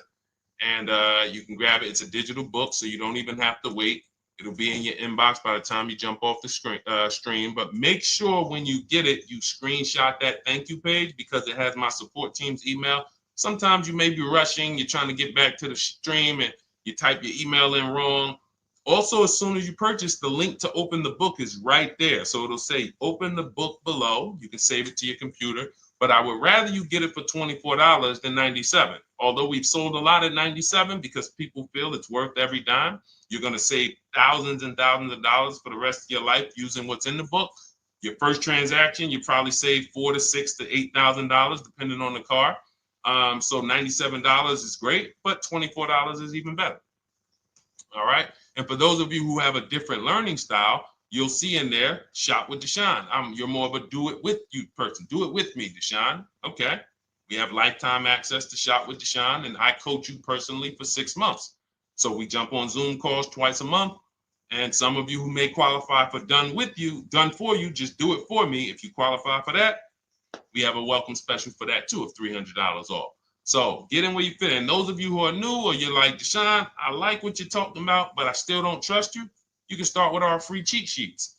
So just start somewhere so that you can start to reinvent how you're car shopping. Magley, how are you? Oh man, of course I remember you. Following for years. You actually were following me from the time God blew me up on TikTok. That was 2021. So I absolutely remember you and I appreciate you.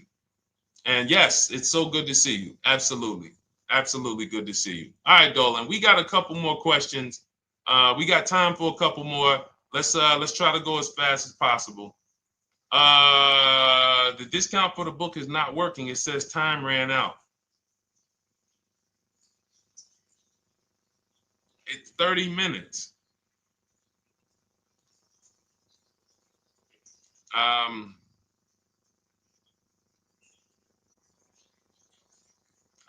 don't know.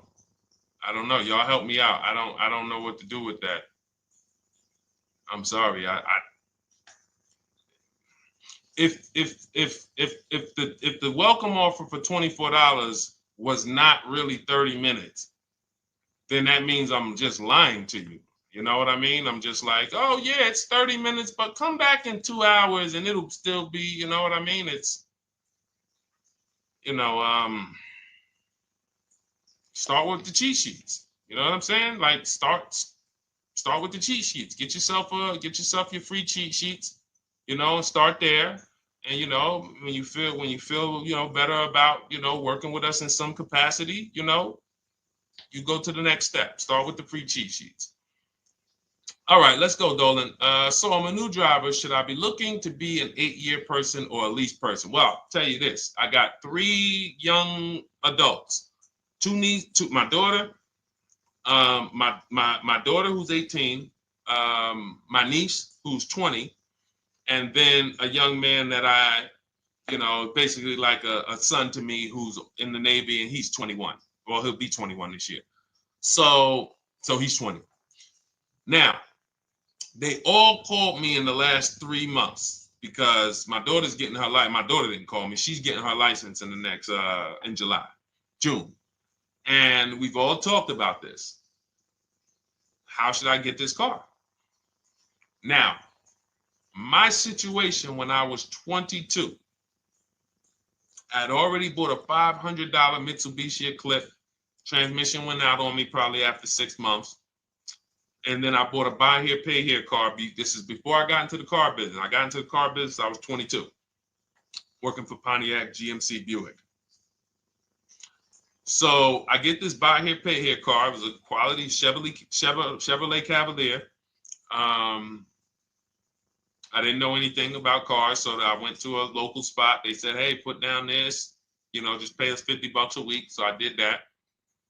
But 22, I had my daughter, and my boss says to me, hey, why don't you lease something?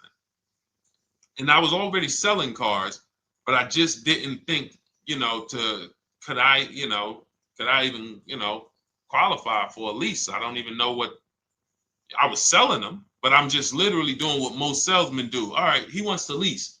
All right, what's the payment? Yeah, tell him it's this. All right, perfect. They said it's that. Oh, that's a little too high. All right, they said it's a little too high. All right, so that's what I was doing. I didn't really understand anything. That's most car salesmen.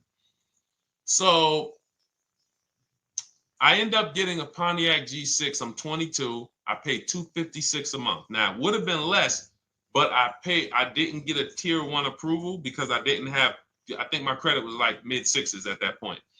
And you know, you really want to be over 670 to get most of the tier 1 approvals. But it would only raise my payment maybe $25. Wasn't a lot. Now I'm 22. I'm driving a brand new 2007. It's still 2006. 2007. I'm pulling up, brand new car, full warranty, $256 a month. At the same time, I have a friend, got a vehicle, Toyota, financed it, went in. She had, you know, we had our, she had a young child, a little older than us, maybe 1 or 2 years older than us. And then she goes and she purchases a car, $500 a month. She didn't get ripped. That's what a $20,000, $22,000 car costs. She got a Corolla, $500 a month. We're 22. Plus insurance. This is enough to break a young person, young family. I'm paying $256, she's paying $500. That right there. When I tell people that story, it's amazing to me how many people will say, Deshone, when I got my first car, my parents took me out. We financed this car. We financed this. I was paying $400, $500, $600 a month. Whether the parents were paying some of it, or they were paying some of it, or they were paying all of it. Thank you, Kathy. Appreciate you sharing. So this is what all of them, all three, well, 2 of them. I don't know about the young man. Because his parents.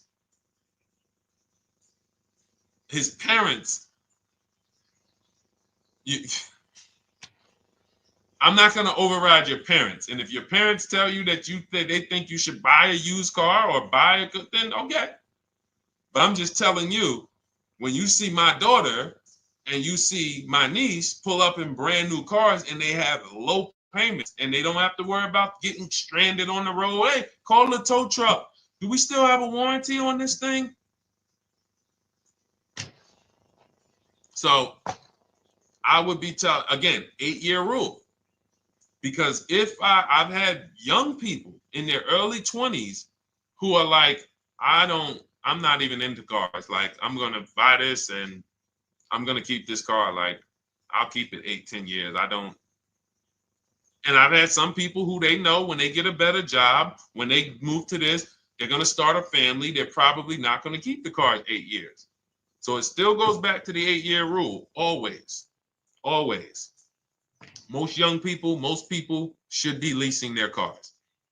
That's how I did very well throughout my 20s. Praise the Lord, because I did not have high car payments. I didn't have cars breaking down on me where I had to be like, oh man, couldn't get to work today. Not many 20-year-olds, 23-year-olds are keeping cars 8 years. So when you're putting them in used cars, you're really setting them up for failure in a lot of cases, compared to if they were just leasing, getting look, because some people be like, wow, are $300 car payments still out there? Oh yeah, they're still out there. Just you just are shopping for the right car. I know India had her look, Rosalie, she's in our Done With You video checklist and coaching program, like Cars from Home. She's, you know, this is our Facebook group she's commenting from. 3 vehicles she got, all for her sons, all of them. A Nissan Rogue, $399 a month. That's a $36,600 car. She got a Mazda CX-30. That's a $28,200 car. Payments $339 a month. $339 a month. And then she got a Mazda CX-50 for her other son, $40,000. On top, we haven't even talked about the equity and leases and selling leases and, you know, really maximize her equity, because she said she got $6,700 selling 2 of the old leases. $6,700. Drove the cars for 3 years, had equity, bid it out, sold 2 of them, $6,700. You're probably like, Deshone, I didn't even know you could sell a lease.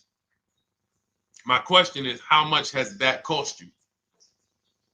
So when you're looking at investing in anything we're doing, be it my book, be it Shop with Deshone, our video checklist and coaching, be it our Done For You program. One thing that we do covers everything. Your first deal, if you're moving, you're gonna be like, shoot, I got everything I just invested back times 10. That's what we hold ourselves accountable to. Just her equity alone, she made $6,700 selling 2 cars. Didn't even know I could sell leases, and I just put $6,700 in my pocket selling 2 leases. Whoa. So $300 payments. Those would be perfect cars for young people. $339, that's with no money down. Imagine if she wanted to put another $2,500 down, bring the payment down to, $275. This is the way to be moving. And those of you who are getting this, are you getting this? If you're getting this, type some dollar signs. Who's getting this? Who's getting this? Type dollar signs in the chat. Who's getting it? Let's go. Who's locked in? All right. I see you, Mario. I see you, Dane. I see you, Terry Carter. I see you. Who's getting this? Who else is getting it? Who else is locked in?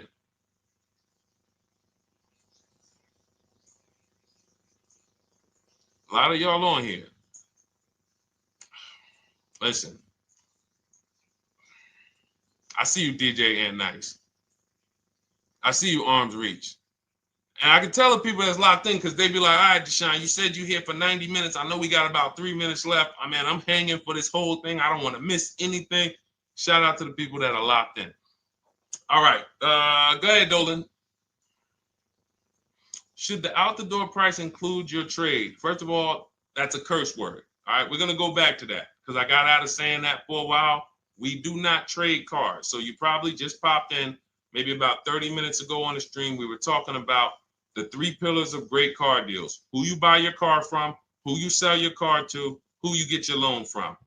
You in order to get a great deal, a below market deal, you must get a great deal from each one, which means you bid out each one.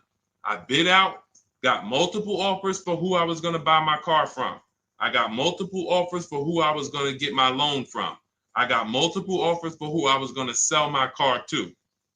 I bid out everything, therefore I got my great deal. If you bid out this, but you don't bid out this, and somebody you get an interest rate of 7.1 when you could have got an interest rate of 5.2, you lost $2,000. Depending on the cost of your loan, how much you're financing, you lost $2,000. Yeah, you did a bid on who you bought the car from, or you didn't bid out your trade, therefore you didn't find the highest bidder. You traded your car for 14. Another bidder would have paid you 18. You lost $4,000. So you got to bid out everything. That's why we do not trade. The only people that have to trade are people with a lot of negative equity who can't pay off the difference. And that's why I am the reason for negative equity is not understanding leasing. You buy your cars, take out loans, switch the car. Negative equity. It's literally the reason for negative equity is I should have leased, but I didn't. Now I have negative equity because I'm replacing this car with a loan still on it. So out the door price will not include your other car. And if I was trading a car, then yes, the out the door price would include the trade. But because we do not trade cars, our out the door prices don't include the trade. Let me show you an example of what our out the door prices look like. So these are some spreadsheets for our Done For You program where we shop for clients.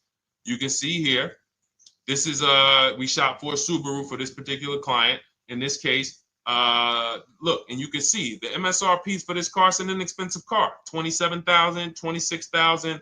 Look at the out the door prices, 29, 30, 30, 29, 29. These are all out the door prices with the taxes and fees. So you can see these dealers are giving either no discount or a little discount. 27 out the door price is 30,000. But look at the winner. Look at the winner. This particular dealer won the bid at this particular time They're not going to win the bid all the time. In this particular case, they needed the unit. $27,900 is the MSRP. Out the door price is $27,463. The out the door price is lower than the MSRP. How? Because they took off almost $4,000 in discounts.